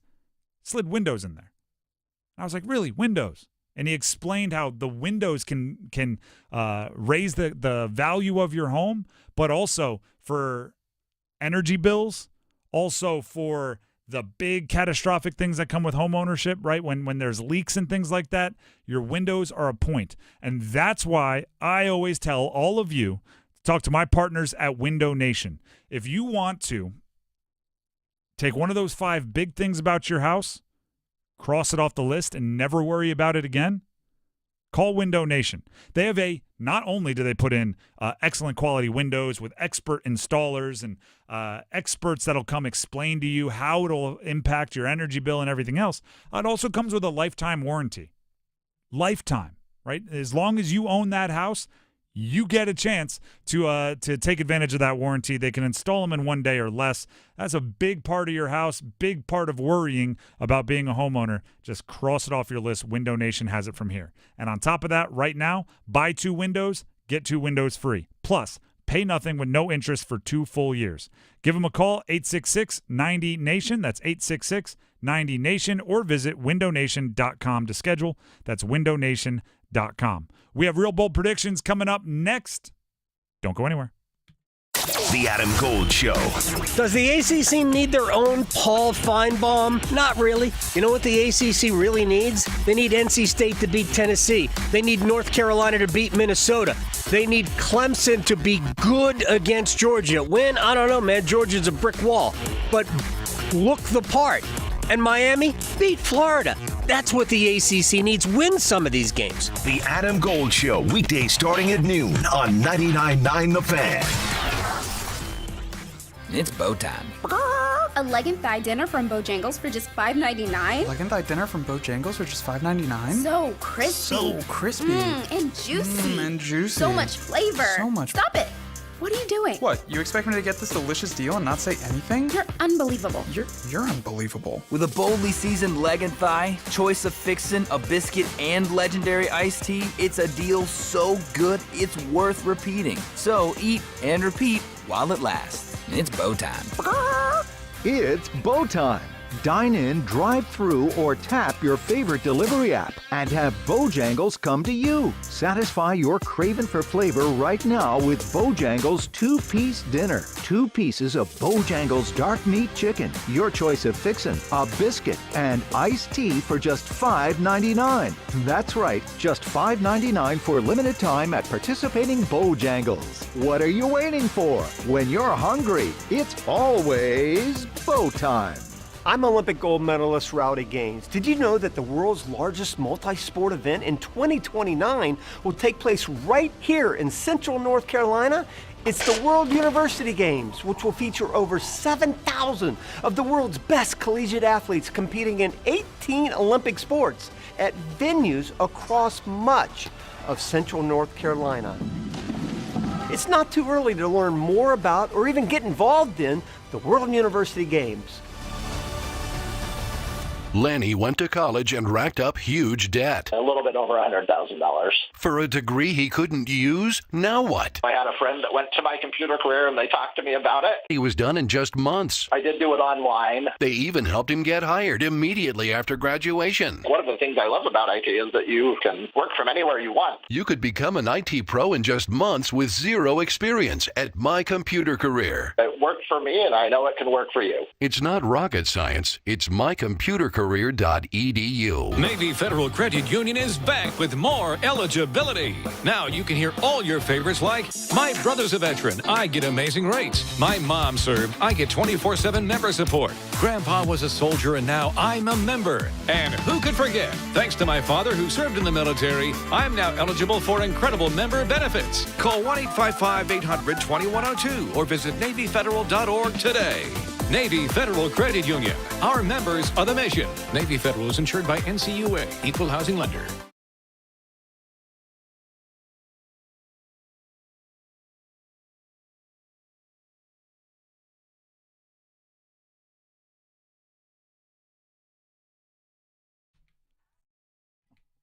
The Drive with Tim Donnelly, 99.9 The Fan. T-Swizzle coming out of break. Taylor Swift. Listen to 99.9 The Fan for coverage of the summer games from France. Here's the current medal count presented by North Carolina FC. China, still in first in gold medals, 13. France and Australia still tied in second place for gold medals with 11. United States tied for fourth with Great Britain, 9 gold medals apiece. Need to pick it up. It's all right. We got a long way to go. We got some swimming events. We've got some track. I have to imagine we'll be good in track. I'm thinking that's where we. U.S. is pretty good at track and field. That's where we make it up. And we have a lock for basketball on the men's side, but the women's too. There's 2. Yeah, we're not winning the 3-on-3. No, we're definitely not winning the 3-on-3. No, we're not winning. winning a game pickup. though. They didn't get skunked. They did win one. I love how pickup hoops is an Olympic sport. Is that what they call it? No, it's 3-on-3, but it's basically pickup hoops. They tried to play 5-on-5, but there were only 6 guys in the gym, so what are you going to do? Hey, play 3-on-3. The United States continues to lead in total medals with 43, France in second with 36, next closest China with 30. And that is a Summer Games update on 99.9 The Fan, brought to you by North Carolina FC. Get your tickets today at northcarolinafc.com. When do we have breakdancing? I don't know. I assume it's second half, right? Because all the skateboarding and everything, which is also relatively new, was the first half. So I think they pushed that later. Are you going to watch breakdancing? I might. I don't like things that are too judge heavy. I like what gymnastics has done, because gymnastics has gotten much more like one twist equals this, two twists equals this score. Difficulty and all that stuff. It's become way less of like the judge liked your flourish at the end, 2 points, which I have to imagine that's what breakdancing is. It's just like, for lack of a better example, so you think you can dance, right? It's like Dancing with the Stars. You just have 3 people at a judge's table going like 8.6. I just don't like that. The Drive with Tim Donnelly, 99.9 The Fan. Let's get into real, bold predictions. You have the bold enough bell and the not bold enough buzzer heated up. There you go. This goes back to our conversation about the new kickoffs. I think Xavier Legette will return at least one kickoff for a touchdown this season. I think the first half of the year, there's going to be an influx in returns for touchdowns until special teams coordinators can figure out the best way to defend. And I think Xavier Legette is kind of, from a physical ability standpoint, positioned perfectly to do it. I also think like Deebo Samuel is also, but I don't think Deebo will be returning kicks. He's too valuable to their offense. So, and there's, like Jahmyr Gibbs, I think would be very, very well suited for it up there in Detroit, though. But they're too valuable to the offense, so they won't be returning kicks. I think Xavier Legette might, and I think he can take one home. Next prediction. 10 wins for NC State. Bold because it's never happened under Doran, right? Nope. It has not. I think 2002 was the last time that they won 10 games. They won 11 that year. It feels time. NC State stuff, a thing of the past, according to Dave Doran and Boo Corrigan. Doesn't feel like that. They don't feel jinxed. They don't feel cursed anymore. State fans, how you feel about that? Do you feel it, State fans? Do you feel like the Charlie Brown cloud that had followed you around is no longer? Next real bold prediction. This one, it's here's what I'm actually, let me say what it is, then I'll explain it. Seth Jarvis, long-term contract, Carolina Hurricanes by Wednesday.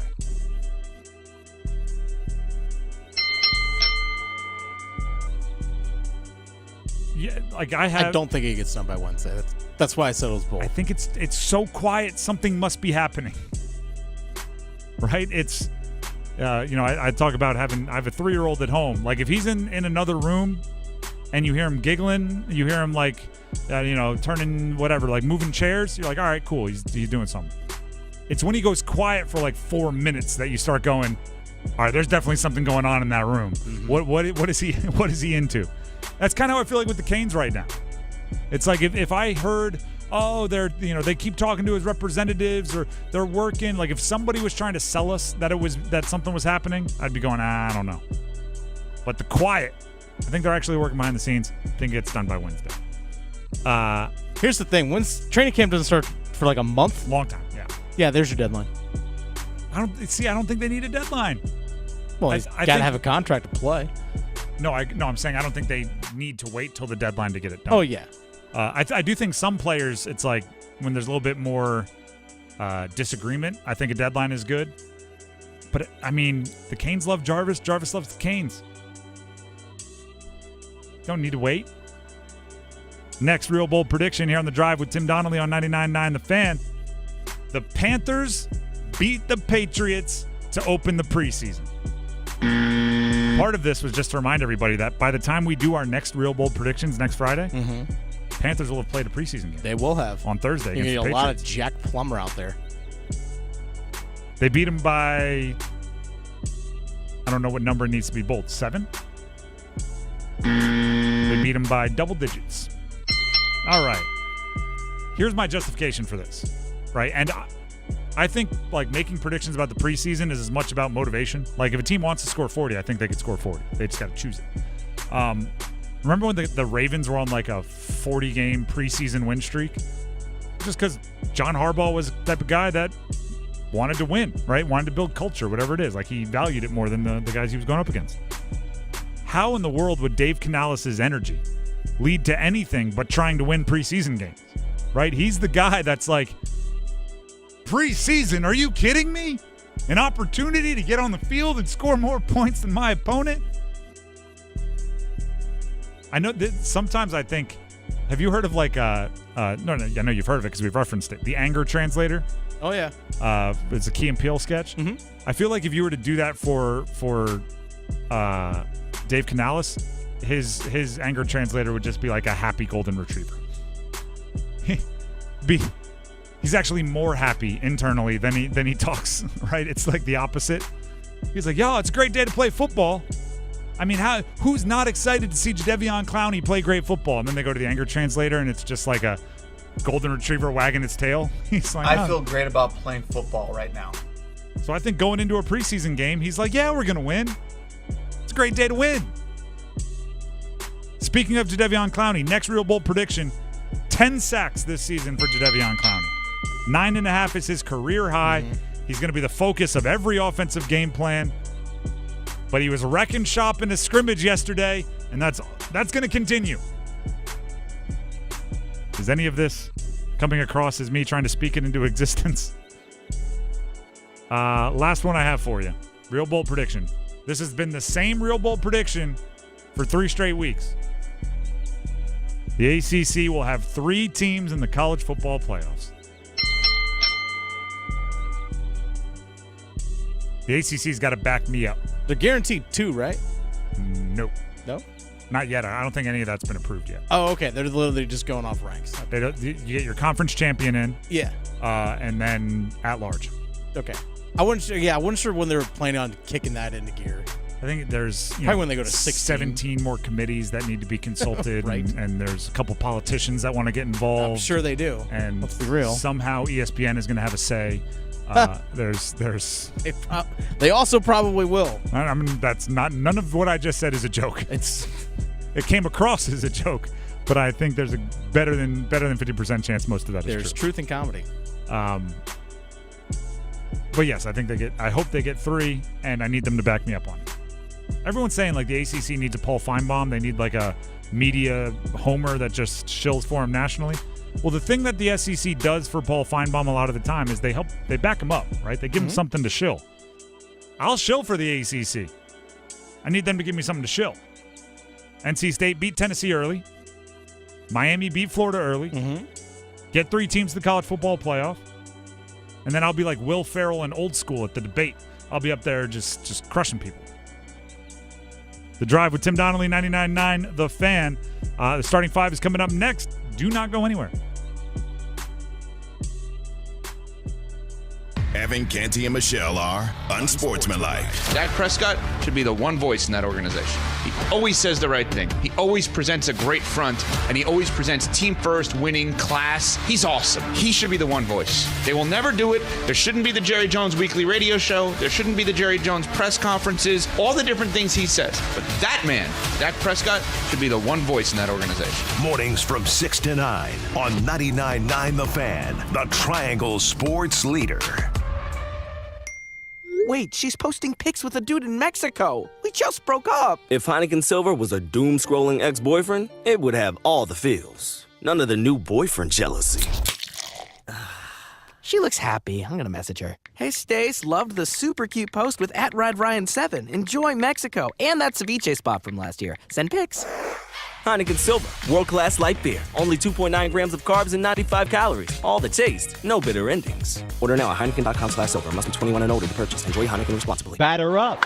Theater Raleigh presents Bull Durham, a new musical playing Duke University's Reynolds Industries Theater in Durham, September 10th through the 22nd. Based on the classic movie, the film's original screenwriter Ron Shelton has adapted the story for the musical, so you can follow Crash Davis's Durham Bulls story and his romantic love triangle in a new genre. The perfect blend of comedy, drama, and steamy romance. Get your tickets for Bull Durham, a new musical, today. Details and ticket info at theaterraleigh.com. Texting privacy policy and terms and conditions posted at renofi.com/notices. Texting enrolls for recurring automated text marketing messages. Message and data rates may apply. Reply stop, opt out. John, I'm putting my foot down. We can't put off renovating this house any longer. Our kitchen is so small. We need to finish the basement for the kids, and don't even get me started on the bathrooms. Honey, renovating is so expensive. We can't do all those projects. With Renofi, Renovify, we can. What's Renovify? Renovify loans are a new type of home equity loan only for homeowners doing renovations. We can get up to $500,000 and keep our existing low mortgage rate locked in. With Renovify, we can do everything on our renovation list and we don't have to refinance? That's right. Renovify loans are the only home equity loan that use the after renovation value. Just what we need. How do we get started with Renovify? Just send them a text. Text TRANSFORM to 323232 and see if you qualify for up to $500,000 to renovate your home with Renovify. Unlock the future value of your home right now to get the money you need without refinancing. Text the word TRANSFORM to 323232 to get started today. Text TRANSFORM to 323232. NMLS number 1802847. Not all borrowers or properties qualify. Loan terms apply.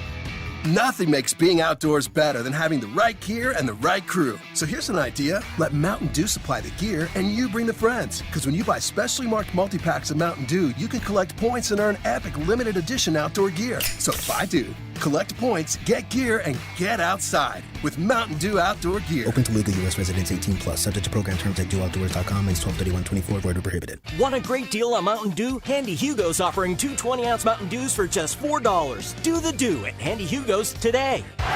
This hour of the Triangle Sports Leader is powered by Ritchie Law Firm Injury Lawyers. He scores!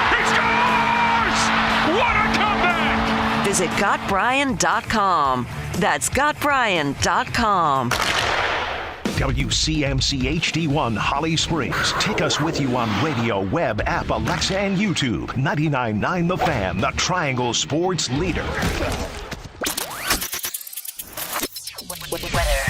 Good afternoon, everyone. I'm WRAL meteorologist Mike Mays. We have storms in our forecast this evening that could be strong to severe. Tonight's low 78.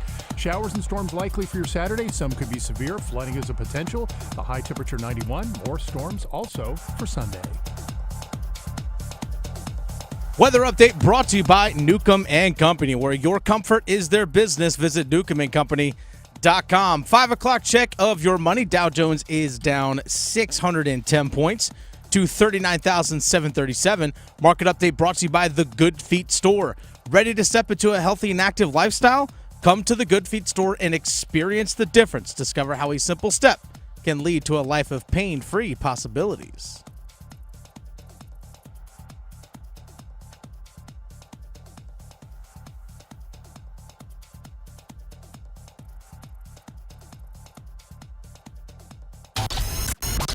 It's 5 o'clock. Time to serve up the biggest sports stories of the day. Here comes your starting five. This starting five here on The Drive with Tim Donnelly on 99.9 The Fan happens every day right about this time. And every day right about this time, we start with number 5. Listen to 99.9 The Fan for coverage of the summer games from France. Here's the current medal count presented by North Carolina FC. United States still tied for 4th with Great Britain in gold medals. Every time I refresh, I'm like, because there's always something going on, right? Like I would know if there was a 100-meter dash or a big swimming event or basketball. But every once in a while you refresh and you're like, oh, we picked up a gold, and it's like rowing or fencing. So every time I refresh, I'm hopeful. United States with 9 gold medals, tied with Great Britain in 4th. France and Australia, 11 gold medals apiece, tied in 2nd. People's Republic of China continues to be in 1st place in gold medals with 13. United States holding on to our lead, 43 total medals. Summer Games updates on 99.9 The Fan are brought to you by North Carolina FC. Get your tickets today at northcarolinafc.com. You know what I always found interesting when you talk about Australia and competing in the games and all that? It's winter down there. Oh. Because the Southern Hemisphere, it's winter. Do they? See, this is 100, people will say it's like American, I'm in my own snow globe. Yeah. Do they call it the Winter Games? I don't know. It's a good question. I feel like they have to understand it's the summer games because all the summer sports are played. Does Australia even have a winter? Or is it like 100 degrees? They do. They actually, you go to the southern parts of Australia, they have skiing and everything. Okay. Yeah. Yeah, do they is this the Winter Olympics for them? Maybe. I don't know. My mind is just blown. I feel like this is a conversation you have at like 2 a.m. at the end of a party. You're like, why do we drive in a parkway and park in a driveway? Do Australians call the Summer Olympics the Winter Olympics? I just always found it interesting. It is interesting. You know what I find interesting? Australia wins a bunch of medals in swimming, and then track and field starts, and suddenly they're nowhere to be found. Imagine that. Track's getting started, by the way. There's already medals that have been handed out on the track. There's some field events, some athletic events that are being played kind of as we speak. I told the story earlier, but I'm going to tell it again because it kind of blew my mind. So I'm reading up on the Olympics. Melissa Jefferson and Twanisha Terry are running in the 100-meter dash, along with Richardson, right? Who's the sprinter? Sha'Carri Richardson. Sha'Carri Richardson. Yeah. Sha'Carri, I forget. I apologize for not knowing that one. But both Jefferson and Terry are Olympic newbies, right? They're making their debut. So there's an article out there on what their coach tells them about getting out there and staying locked in and not doing this, that, and the other. Turns out their first heat, 10 a.m. local time today, so 10 a.m. in Paris, for the first heat of the women's 100-meter dash, which the final of the women's 100-meter dash, box office, right? Everybody wants to watch. The first heats, there's a bunch of them. It seems like every country can put in a couple sprinters that can make the Olympic qualifying time, the standard time in the 100-meter dash. So it's kind of high school track meet with 30 schools in attendance, right? Like heat number 1, heat number 14, heat number 27. Like there's a ton of them. So it's 10 a.m. local time. It's one of a bunch of heats where the favorites are going to sprint for 40 meters and then throttle down because they know they're going to win and they're just trying to make it to the next round. Yeah. Don't want to pop a hammy. And these two sprinters walk out there, and there's 80,000 people in attendance. That's crazy. 80,000. And they're rocking, apparently. They were, surprised by the passion of the fans. Here's a conversation I had yesterday that blows my mind about the Olympics. I am completely impressed that more Olympians in sports other than NBA players playing basketball, that they don't absolutely collapse from the pressure. Because imagine you are like a triple jumper, right? For 4 years, you're in the best events in the world, but what are a couple thousand people there? Maybe. Definitely not millions watching on TV. Mm-mm. Definitely not a legacy-changing prize on the line, right? Like you win a Diamond League in Doha. It's good for your career. It's money. Sure. It's awesome, but it doesn't change your life like an Olympic gold. And there's not 80,000 people watching the preheats. And then suddenly, every 4 years, you get thrown into the Olympics, and you're like, oh, the whole world is watching, quite literally, right? 80,000 people in attendance, millions more on television, streaming. If you do well here, the rest of your life is different. By the way, if you are 1 centimeter over this line, foul. It doesn't count. How does everybody not fall over as they're running, getting dizzy, just thinking that is so much pressure. If you're LeBron and you're like, oh yeah, I was in the NBA finals not that long ago, and oh, I play in front of millions of people every Tuesday and Saturday, I get why they can put up with it. But some Croatian archery, the archery's not drawing a big crowd at their normal archery events. They're not. Then suddenly it's like, oh, by the way, if you miss, you're going to become a meme, and we're going to talk about you forever. Tap them on the back, and good luck. It's wild. By the way, yesterday we talked, I just want to update this real quickly. We talked about Katie Ledecky. Yeah. She had tied at the time the record for most medals by an Olympic women's swimmer. Okay. She picked up one more in a relay, so she is now solo owner of the record for most medals by a female women's swimmer. Let's go. She's an ACC legend. She is an ACC legend. Stanford, right? And other records being broken, the U.S. team in a heat, just a relay heat, set the world record in the mixed 4x400 meter relay. So 2 men, 2 women combined for a 4x400. They broke the world record in just the qualifying heat by more than a second. 3 minutes, 7 seconds, and 41 thousandths of a second. Just know it's fast. It's one lap around each, fast. That's number 5. Let's get to number 4. We are the 4 horsemen. Woo! New kickoff rule. We saw it for the first time last night. We did. I actually think they should debut a new rule in the Hall of Fame game every year because it brought some spice to the Hall of Fame game. It did.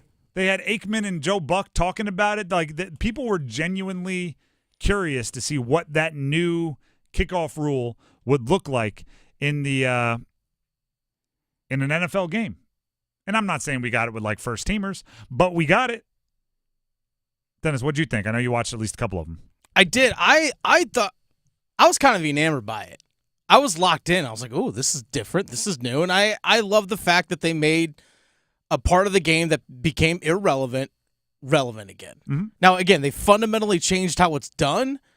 I'm okay with it because guess what? If you realize after this season it does. You know what? This doesn't work.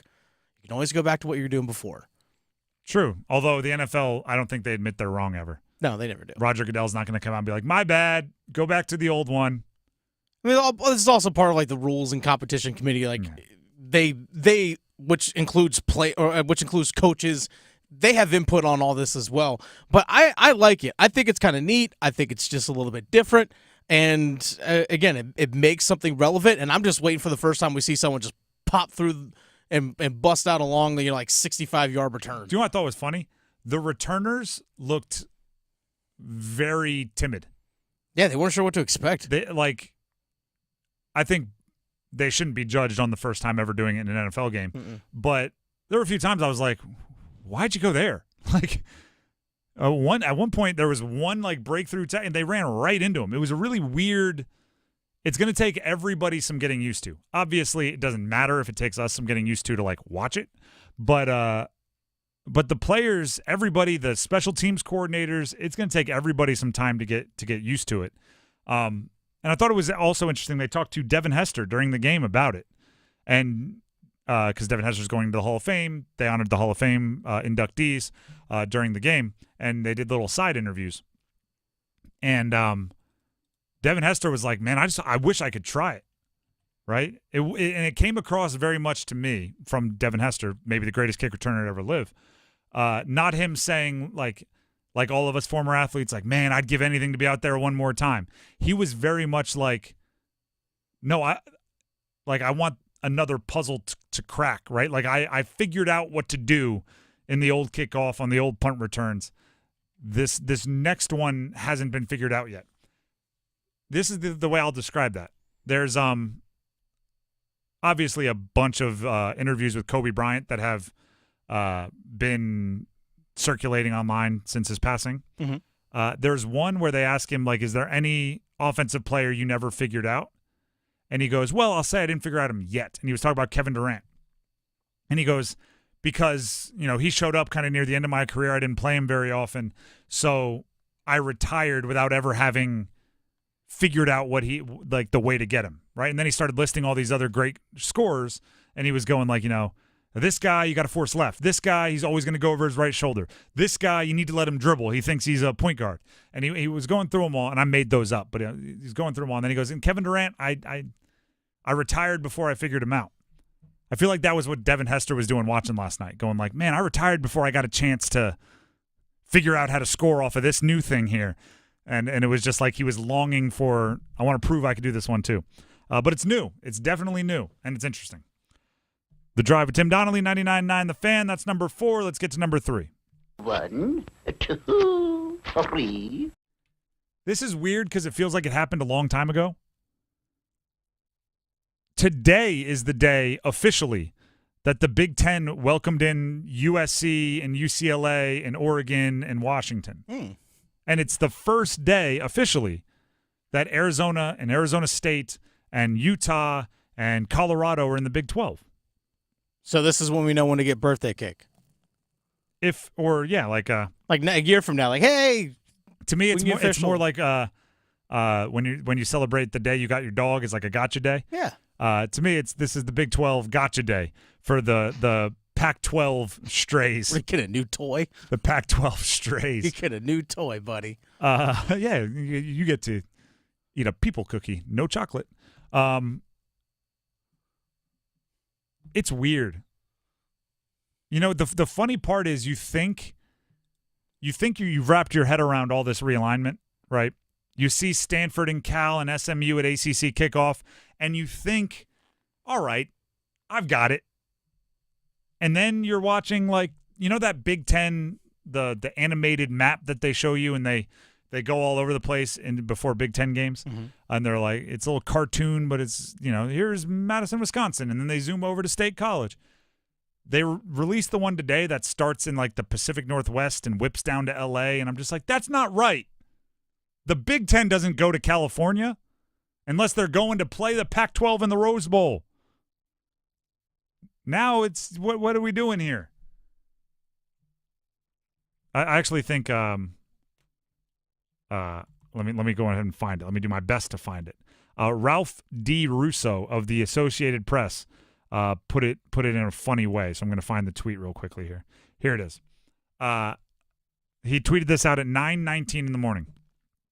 You woke up today to a world in which the Big Ten has 18 football teams stretching from Piscataway, New Jersey to Seattle. The Big 12 has 16 football teams from Orlando to Provo, Utah. The ACC has 17 football teams from Miami to Palo Alto. And the Pac-12 has 2 schools. What a time to be alive. What a time to be alive. There's not a single part of that sentence that I could have predicted even 2 years ago, 3 years ago. 5.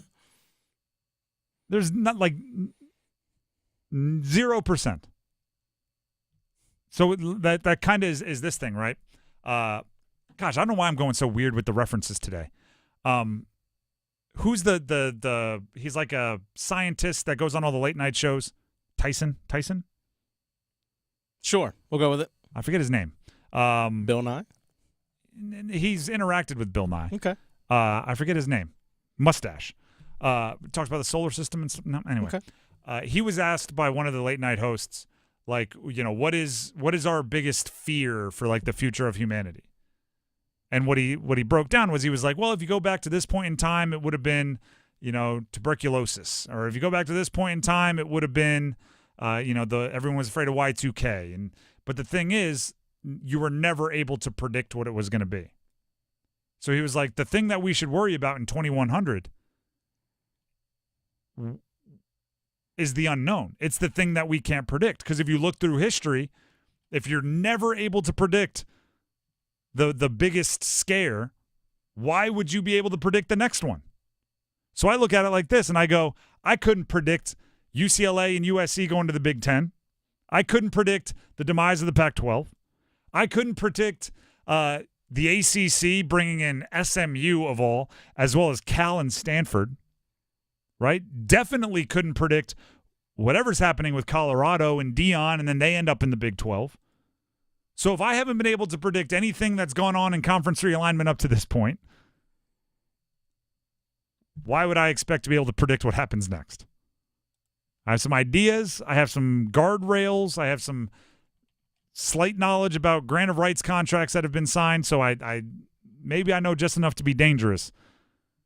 But whatever, like 2-3 years from now, there will be things that have happened in college sports that, as of right now, today, we cannot predict.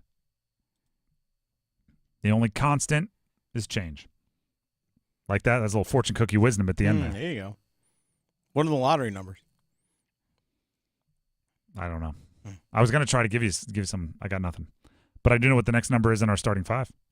Number 2. Are you excited for the PNC Arena renderings? I ask you, Dennis. I am.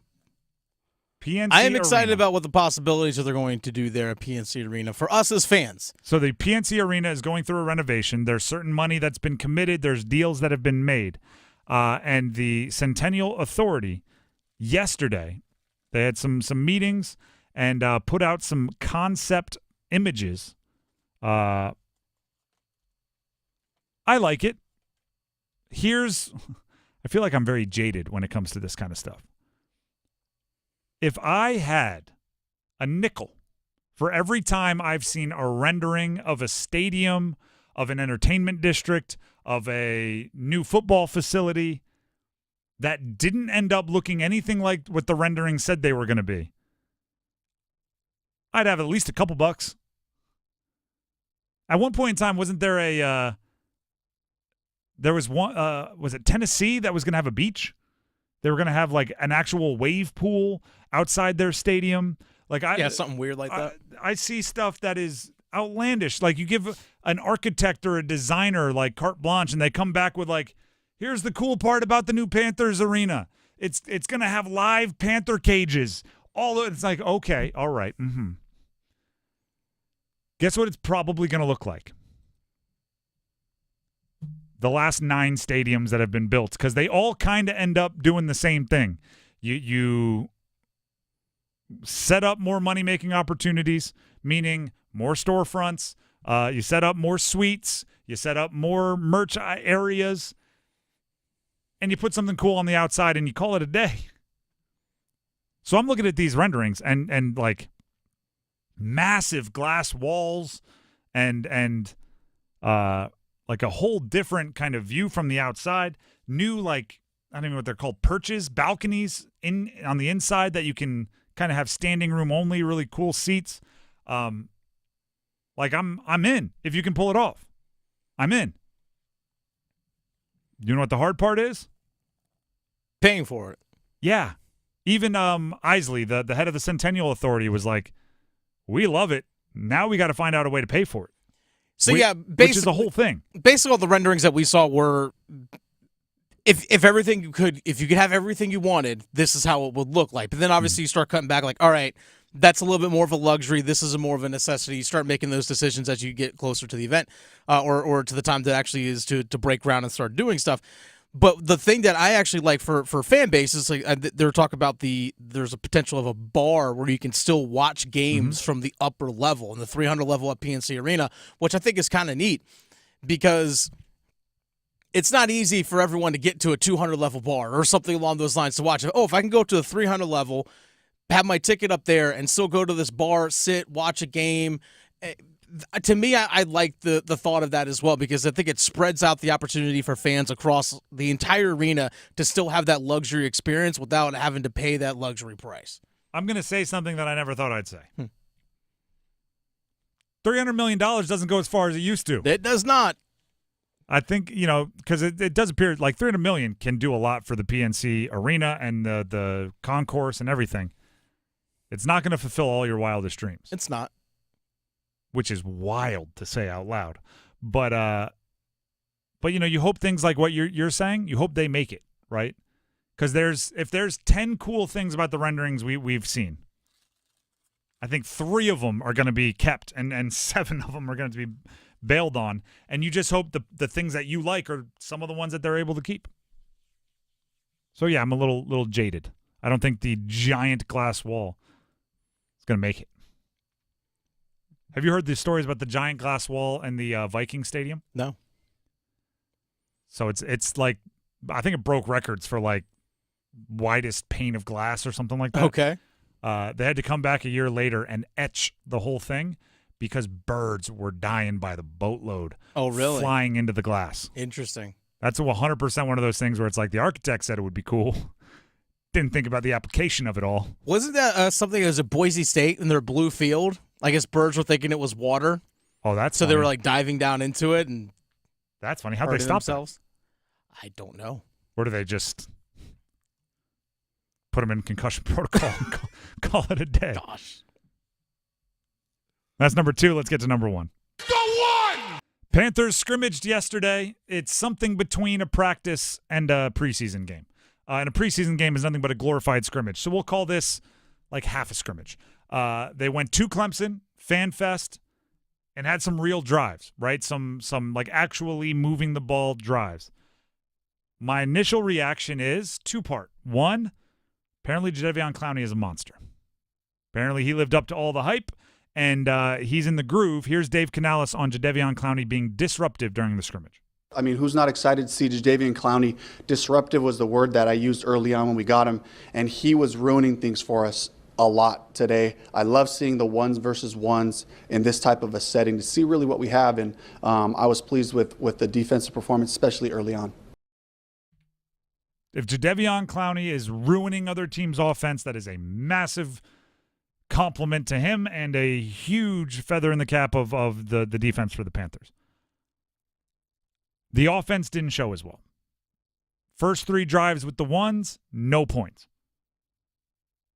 And honestly, the amount of praise for Dave Canales has made me a little worried, and here's why. If you can't figure out Jadeveon Clowney and have more success against him than it seems like the offense had for the Panthers, what the heck are you going to do with a Bosa?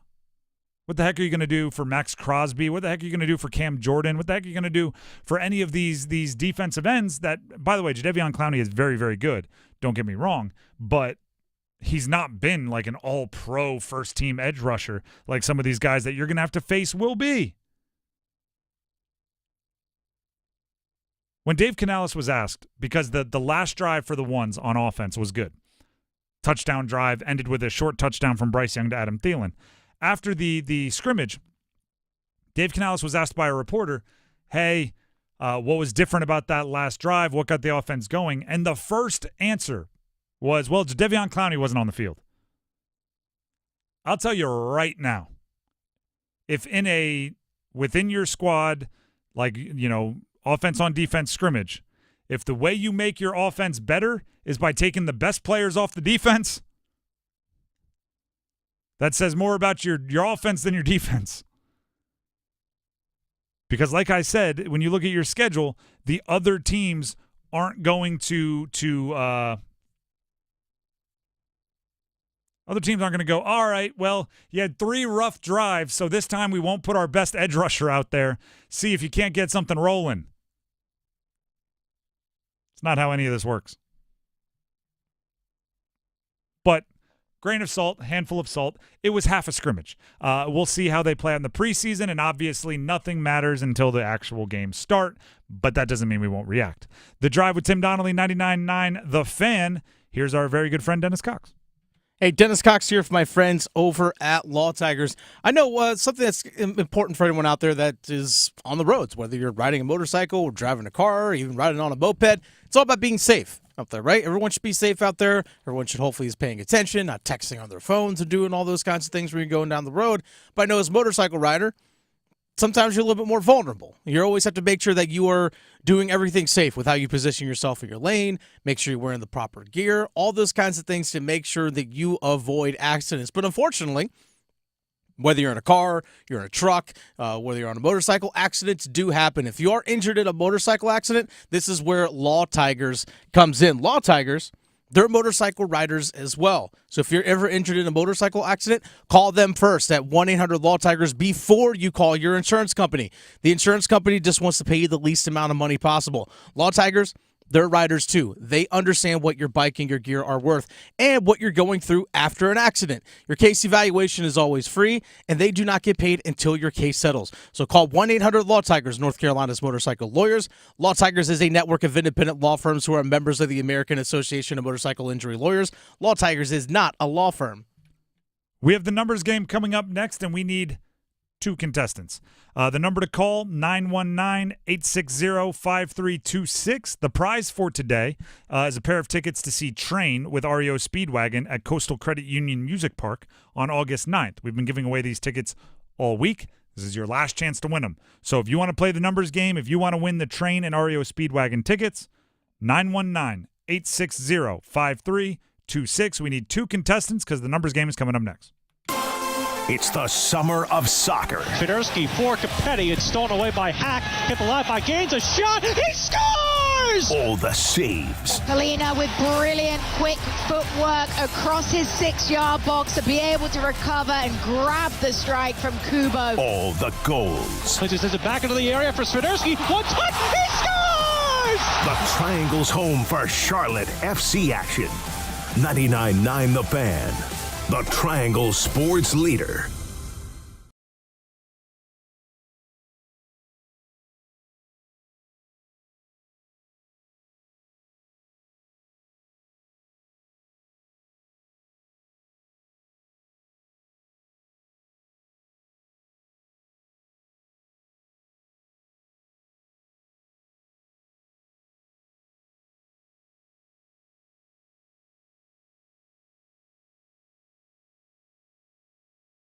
It's bow time. A leg and thigh dinner from Bojangles for just $5.99. Leg and thigh dinner from Bojangles for just $5.99. So crispy. So crispy. And juicy. And juicy. So much flavor. So much. Stop it. What are you doing? What? You expect me to get this delicious deal and not say anything? You're unbelievable. You're unbelievable. With a boldly seasoned leg and thigh, choice of fixin', a biscuit, and legendary iced tea, it's a deal so good it's worth repeating. So eat and repeat while it lasts. It's bow time. It's bow time.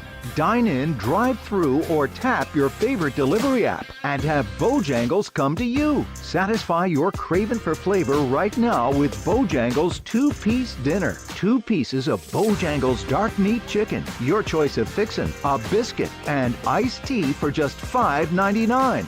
That's right, just $5.99 for limited time at participating Bojangles. What are you waiting for? When you're hungry, it's always bow time.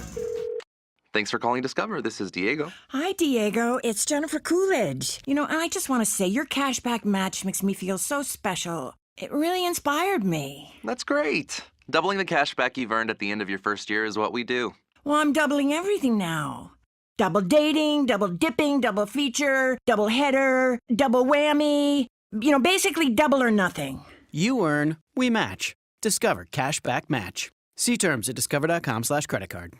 Tim Donnelly here to tell you that people are talking about Window Nation. Their customer, Vicky, says, "We couldn't be happier. This was a great experience." Window Nation is about value, and this August, they're giving you a great value during their anniversary sale. Buy 2 windows and get 2 free. There's no limit to how much you could save. Plus, pay nothing for 24 months. Act now and get an extra $250 credit.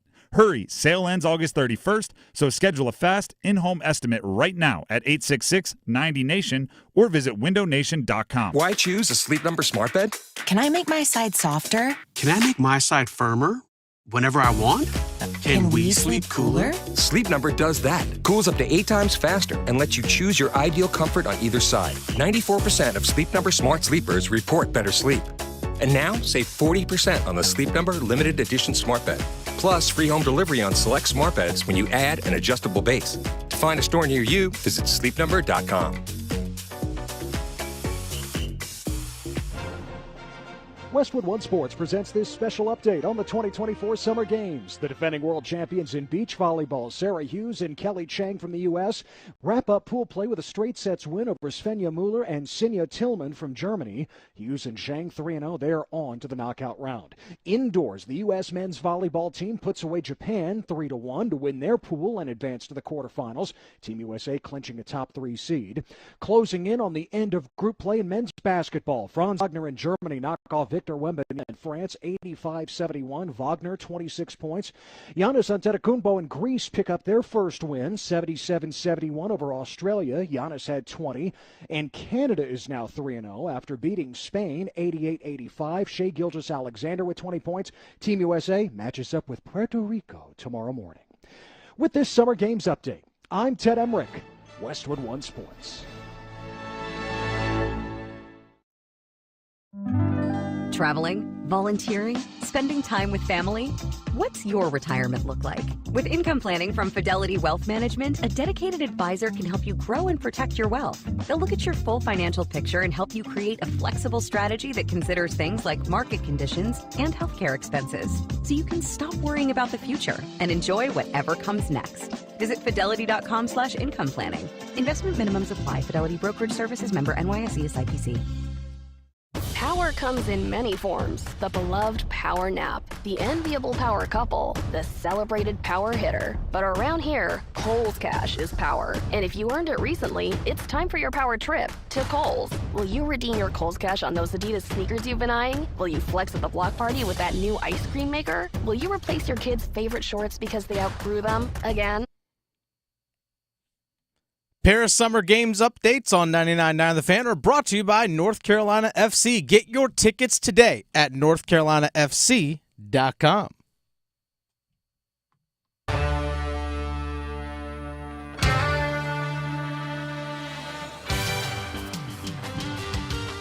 The Drive with Tim Donnelly, 99.9 The Fan. It is time to play the numbers game.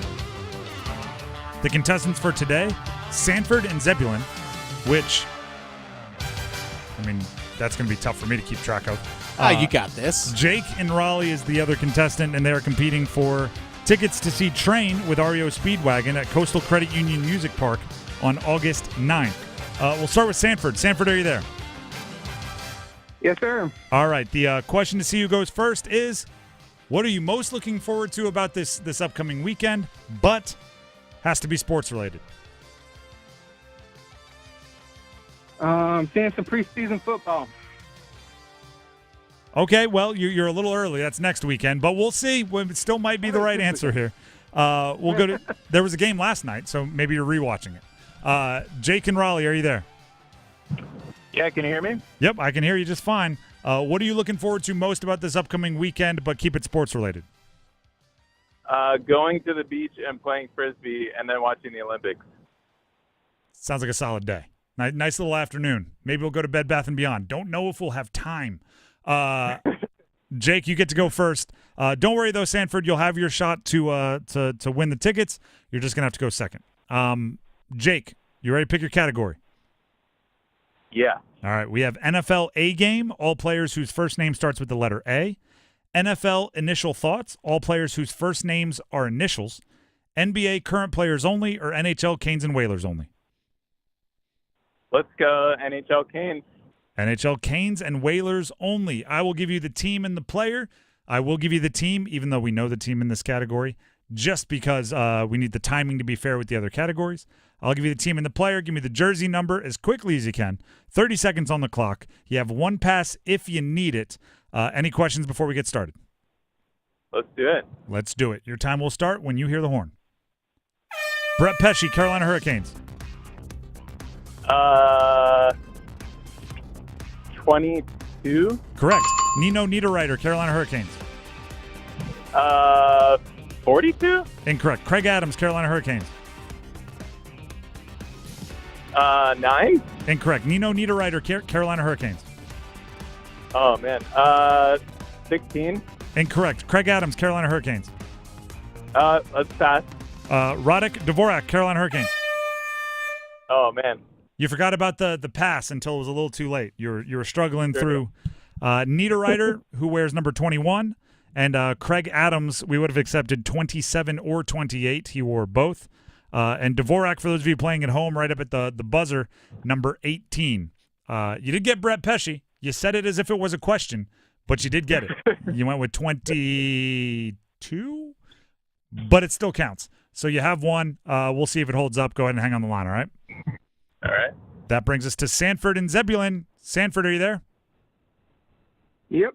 All right. The categories remaining for you to choose from are NFL A Game, NFL Initial Thoughts. Those are players whose first names start with A, and then Initial Thoughts are players whose first names are initials. And then NBA Current Players Only. Let's go NFL Initial Thoughts. All right. NFL Initial Thoughts. All players whose first names are initials. I'll give you the team and the player. You give me the jersey number as quickly as you can. 30 seconds on the clock. You have one pass if you need it. You need to get 2 for the win. Any questions? Nope. All right. Your time will start when you hear the horn. C.J. Stroud, Houston Texans. 10. Incorrect. DJ Moore, Chicago Bears. 80. Incorrect. C.J. Stroud, Houston Texans. 11. Incorrect. DJ Moore, Chicago Bears. 82. Incorrect. C.J. Stroud, Houston Texans. Pass. A.J. Dillon, Green Bay Packers. 22. Incorrect. DJ Moore, Chicago Bears. 84. Incorrect. CJ Stroud, Houston Texans. 9. You were getting closer there. 9 was closer. Stroud with the Texans wears number 7. You were in mostly the double digits. DJ Moore with the Bears, you got caught in it. We've seen it happen a bunch. Modern-day wide receivers, they're not really in the 80s much anymore. Everybody still thinks of wide receivers with the 80s. DJ Moore wears number 2 with the Bears. You were close on A.J. Dillon. We only got to it one time. You said 22, but the answer for those playing at home, 28 for A.J. Dillon. Unfortunately for you, that is an offer. That is not enough for the win, but hopefully you had some fun. Sure. All right. Sure. And if I were a petty person, I might say, enjoy that preseason football this weekend. But I'm not. I'm kidding. Hopefully you had a good time. Come on now. Hopefully you had a good time. Come on. It's an offer on a Friday. Offers get me down. Jake got one. Jake got one. Jake and Raleigh, you are the winner. You were not shut out. All right. Congratulations. You win train tickets with REO Speedwagon, Coastal Credit Union Music Park. Thanks, Brett Pesci. Shout out. Shout out to Brett Pesci. Oh, good. The good old days with Brett Pesci. I know. Go ahead and sit on the line. Dennis has some info he needs to get from you, but congratulations again. Thanks. So we do not have any more additions to our live numbers game today. For the past year, we've been playing the numbers game, right? And we announced this yesterday, but I'm going to remind everybody in case you weren't listening. For the past year, we've been playing the numbers game. Around 5:30, we get 2 contestants. We play like you just heard. We have fun. We razz each other, but it's all in good fun. We name some winners. We give out some prizes. It's been real. But that's not enough. We are bringing everyone that had a perfect score, every 5 for 5 from the numbers game, and we are inviting them to a live numbers game. It's our inaugural numbers game live show presented by Sharky's Place Sports Bar and Grill, an invitation-only event that brings the past perfect score players together this August 21st at the Hilton Raleigh North Hills, where you can join us on YouTube, right? It's an invitation-only event at the Hilton Raleigh North Hills, but live on YouTube for all of you to watch as we crown not just a numbers game champ, but the numbers game champion, the best of the best, right? It's like the game shows have done this. You get all the champions together, you put them. It's super show. We're doing a super show, and it's going to be live on YouTube August 21st, 7 p.m. Special thanks to On-Site Audio Visual for supplying the sights and sounds of the numbers game live. The night will be full of prizes and surprises. Got a few things up our sleeves. August 21st, the numbers game live at the Hilton Raleigh North Hills. We encourage you all to check it out live on YouTube. I really get to live out my dream of being a game show host. I'll have to get tell everybody to get their pets spayed and neutered at the end. The Drive with Tim Donnelly, 99.9 The Fan on a Friday. There's only one thing left to do. We have to make our picks, and we'll do just that coming up next. The world's best athletes are in Paris going for the gold, and 99.9 The Fan will help you follow them for all 16 days of the Summer Games through August 11th. Listen for all the action from across the Atlantic. Check in often for event reports from Paris and the updated medal count as Team USA takes on the world. Updates from the Summer Games on 99.9 The Fan are presented by North Carolina FC. Get your tickets today at NorthCarolinaFC.com. Navy Federal Credit Union is back with more eligibility. Now you can hear all your favorites like, my brother's a veteran, I get amazing rates. My mom served, I get 24/7 member support. Grandpa was a soldier and now I'm a member. And who could forget, thanks to my father who served in the military, I'm now eligible for incredible member benefits. Call 1-855-800-2102 or visit NavyFederal.org today. Navy Federal Credit Union. Our members are the mission. Navy Federal is insured by NCUA, Equal Housing Lender. Picture this, the perfect summer barbecue. No stress, no responsibilities, just all your friends, burgers sizzling, hot dogs cooking, Pepsi Zero Sugar fizzing, and a backyard of very, very happy people. Oh yeah, we could get used to this. Very, very used to this. Grilling. Better with Pepsi. For a limited time, get 2 20-ounce Pepsis for only $4.25 at Refuel. So hurry in and enjoy an ice-cold Pepsi today. They say consistency is the key to success. They weren't wrong. So how about grabbing a beer that's consistently smooth, consistently refreshing, and consistently light? You might just find that the road to success can be pretty enjoyable. Michelob Ultra, the perfect balance of taste and refreshment, and only 2.6 carbs and 95 calories. It's only worth it if you enjoy it. Enjoy responsibly. Anheuser-Busch Michelob Ultra Light Beer, St. Louis, Missouri. Triangle Area Trading Cards is trading up, moving across the street to a big new location. Come to the grand opening party Saturday, August 3rd from 10 a.m. to 8 p.m. You'll have $5,000 worth of giveaways, including store credits, hobby boxes, booster boxes, singles, and more. No purchases necessary to win. It's a great chance to see the inventory and trade for sports and TCG cards all day long. Details, find them on Facebook and Insta at Triangle Area Trading Cards. eBay Motors is here for the ride. 120,000 miles of night drives, daily commutes, and who knows how many. Are we there yet? Through countless fixes, elbow grease, and a new radiator, you kept your ride alive. With eBay Motors, you have over 122 million parts to keep it running. And with eBay Guaranteed Fit, they'll be the perfect fit every time. Plus, at these prices, well, we're burning rubber, not cash. Keep your ride or die alive at ebaymotors.com. Eligible items only. Exclusions apply. Capital Broadcasting Company and NC Beautiful award thousands of azaleas to nonprofit organizations throughout the state. If your organization would like free azaleas, visit us online at wral-gardens.com. Go to the Azalea Celebration tab and fill out an application form by August 31st. Let's keep our state looking clean and beautiful. Prescriptions require an online consultation with a healthcare provider who will determine if appropriate. Restrictions apply. See website for details and important safety information. Subscription required. Price varies based on product and subscription plan. Hey guys, did you know there's a generic form of Viagra that works just the same, but is 95% cheaper? And you can get it online? Go to hims.com/joy. Through HIMS, you'll get a free medical consultation, discreet shipping if prescribed, and the process is 100% online. To start your free online visit, go to hims.com/joy. That's HIMS.com/JOY.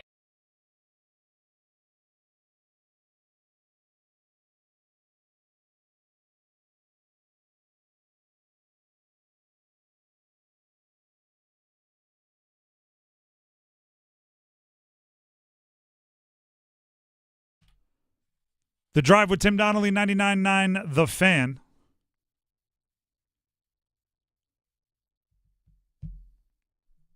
It's a Friday. By the way, congratulations. I don't think we said that at 5 o'clock, right? 5 o'clock on a Friday. Feels like a big deal. Ice up, son. Ice up. Did we just get into a fight? Why is Steve Smith yelling at me? It is ice up. Got to recover from the week. That's more of a Sunday thing, right? Yeah, I guess. I was just talking with Graham, who's mid-20s, about like Graham Hill? Yeah, Graham Hill.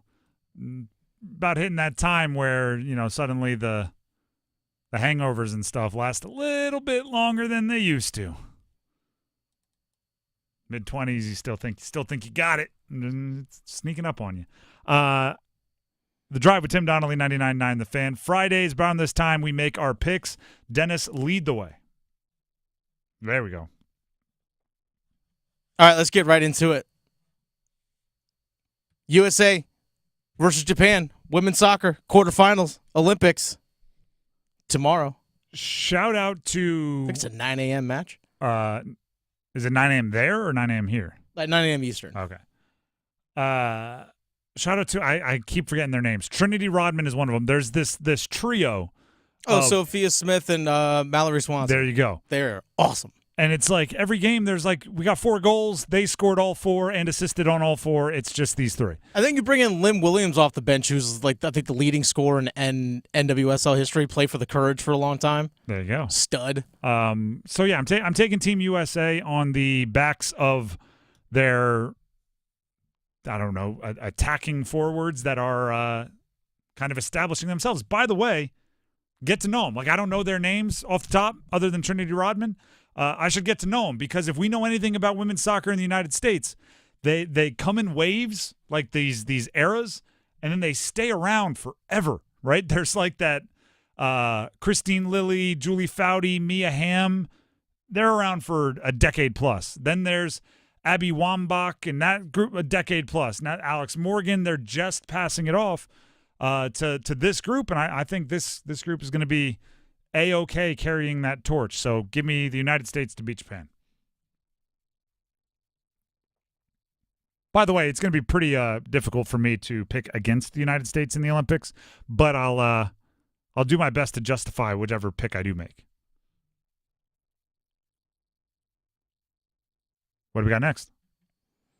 USA Puerto Rico men's basketball. USA's already locked into the quarterfinals in men's basketball anyway, but hey. You know who might play in this one? Joel Embiid. Joel Embiid and Jason Tatum. Same game. Who would have thought? You know what's funny? The fact that you have the depth where you could start Joel Embiid, who's been an NBA MVP or NBA finalist for the MVP. Yep. You could start him in one game, and the next game just completely sit him and not play him at all. Jason Tatum, who's one of the top players in the league, just won an NBA title and all that. You can sit him for a game, and then the next game start him. I saw, and you know what? You don't miss a beat. We're having similar thoughts here. Here it is. I had to find it. Brian Windhorst covers the NBA. He also is covering Team USA. Said on ESPN for reacting to the recent games by Team USA. He said, I'm going to tell you right now, Steve Kerr is dropping aces. All of his game plans have been working. His lineup changes have worked. Steve Kerr's on a hot streak right now. If you're criticizing him, you're in a bad spot. Do you know what my reaction to that is? I don't think there's a bad move that could be made. I don't think I don't think the Team USA men's basketball is winning because you benched Jason Tatum or because you benched Joel Embiid. I think they're winning because you can play any combination of the 12 players on the roster and you're going to win.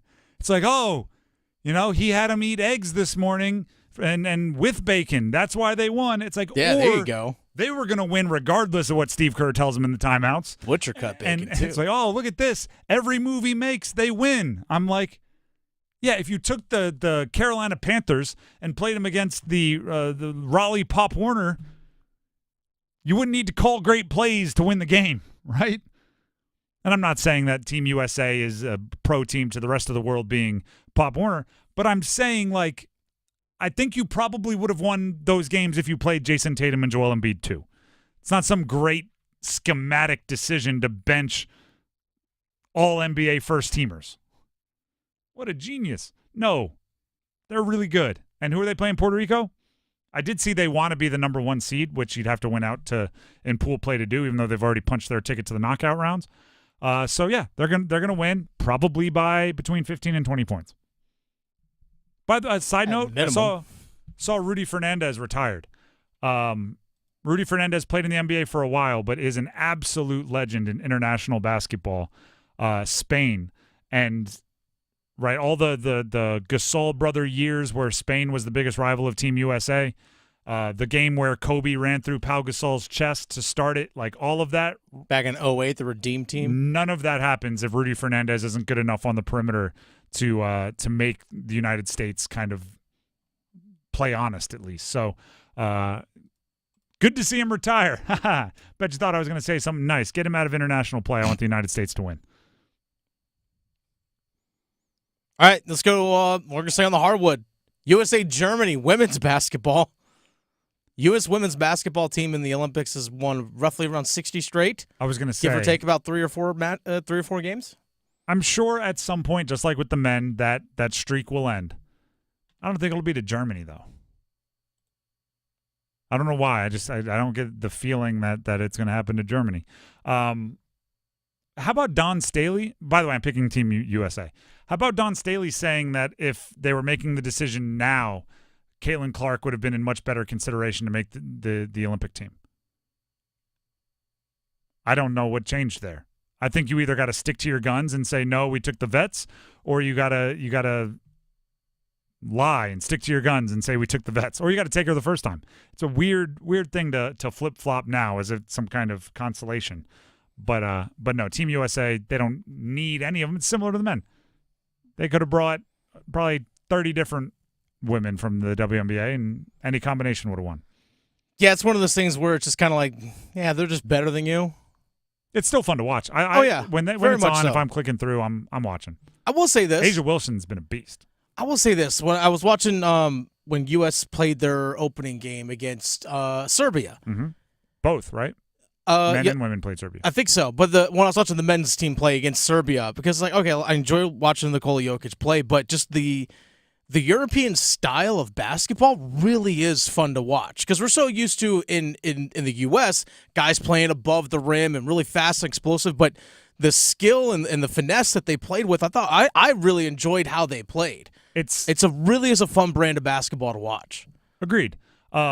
With the men versus Serbia though, the stat that went viral, I guess Jokic played like 34 minutes and didn't play like whatever the rest is, 8, something like that. And Serbia and the United States were like within 2 when Jokic was on the floor. Mm-hmm. And in the 6 minutes he didn't play, the United States won by like 30. Like that style is great. But you still just kind of need the athletes. Oh yeah, you gotta have the horses you need to the do dudes.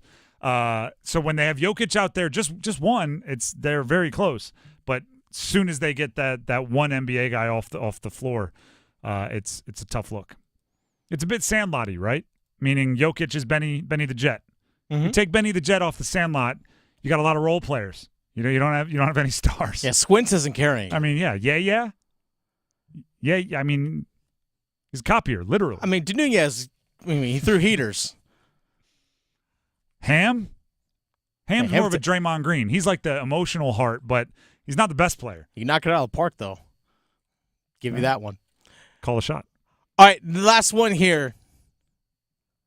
I know you're excited about this matchup. Takes place on Sunday. Top 2 teams in the West. Utah Archers versus the Carolina Chaos. Let's go. Top 2 teams in the West. Top 2 teams in the West. I was like, what West is he talking about? The NL West? Talking Premier Lacrosse? Yeah, absolutely. Give me the Chaos. Give me the hometown team. They're on fire. They're playing well recently. Yeah, they've won a couple straight. Either they're playing well recently and they're going to keep it rolling, or they haven't been and they're going to turn the tide, whichever one of those applies. The answer is yes. They have a good goalie. I reference that guy every single time. Blaze Reardon? Blaze the goalie? Yeah. That's like your best big friend who's like 6'8", 270, and you call him tiny. Mm-hmm. You got the goalie, you call him Blaze. It's perfect. You know the crazy thing is, he professionally on the indoor game, he actually plays like on the floor, like as an attacker. The dude could rip net. Never mind. He scores. Take it back. Yeah. Might have some speed. He's nimble. He's good. Blaze the goalie. He's ours. That feels like a children's book. Blaze the goalie? Yeah. And it's all about little Blaze learning how to play goalie, overcoming adversity, making new friends. He should write that book. Let's do it. We'll just change the name so we don't have to give him any of the profits. That's about going to do it for us here on The Drive with Tim Donnelly. However, I want to remind you one more time that we're getting all the champions together for the Numbers Game Live. August 21st, clear your schedule to be on our YouTube live stream, watching all of the perfect scores in Numbers Game history, battle it out for who's the best at the Numbers Game. We'll be at the Hilton Raleigh North Hills. You'll be on YouTube taking it in. Special thanks to On-Site Audio Visual for supplying the sights and sounds of the Numbers Game Live. And the whole darn thing is presented by Sharky's Place Sports Bar and Grill. Let's go. Very much looking forward to that event and crowning the ultimate Numbers Game champion. As I said, that's about bringing it to a close. By the way, real quick, tomorrow at 10 a.m., I'm going to be at the Triangle Area Trading Cards, located on Buck Jones Road at 10 a.m. They're moving to a new location across the street from their previous one, 3 times larger space. I'll be there at 10 a.m. Swing by. They're doing a whole bunch of giveaways at the door. So if you're into trading cards, whether it's sports, Pokemon, Magic, Star Wars Unlimited, the whole type deal, come on by on Saturday. They're giving away tons of stuff, so be there. I have about 20,000 cards in my parents' attic. Could be something there. Overdrive is coming up next with a little NC State conversation. So enjoy that. We'll see you on Monday. Until then, have a great weekend, everybody. Move your sports day forward. All this noise about College Football 25, the video game, right? It's a video game, but I can guarantee you this. At some point within the next 10 years, I'll say it right now, there will be a plethora of young college coaches who will credit this video game for getting them interested in a football career. Get set up. Join Next Up with Paul Ihander. Mornings at 9 on 99.9 The Fan, the Triangle Sports Leader.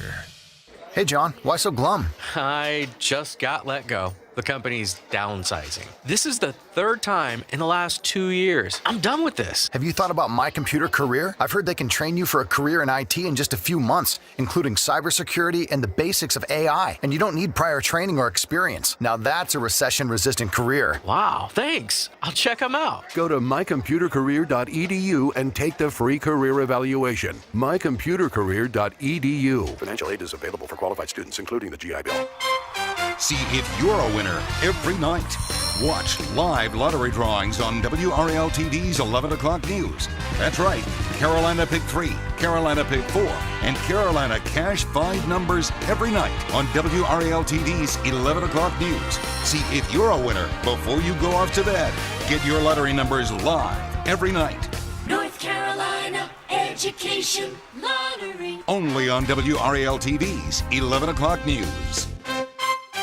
Texting privacy policy and terms and conditions posted at renofi.com/notices. Texting enrolls for recurring automated text marketing messages. Message and data rates may apply. Reply stop, opt out. John, I'm putting my foot down. We can't put off renovating this house any longer. Our kitchen is so small. We need to finish the basement for the kids, and don't even get me started on the bathrooms. Honey, renovating is so expensive. We can't do all those projects. With Renofi, we can. What's Renofi? Renofi loans are a new type of home equity loan only for homeowners doing renovations. We can get up to $500,000 and keep our existing low mortgage rate locked in. With Renofi, we can do everything on our renovation list and we don't have to refinance? That's right. Renofi loans are the only home equity loan that use the after renovation value. Just what we need. How do we get started with Renofi? Just send them a text. Text TRANSFORM to 323232 and see if you qualify for up to $500,000 to renovate your home with Renofi. Unlock the future value of your home right now to get the money you need without refinancing. Text the word TRANSFORM to 323232 to get started today. Text TRANSFORM to 323232. NMLS number 1802847. Not all borrowers or properties qualify. Loan terms apply.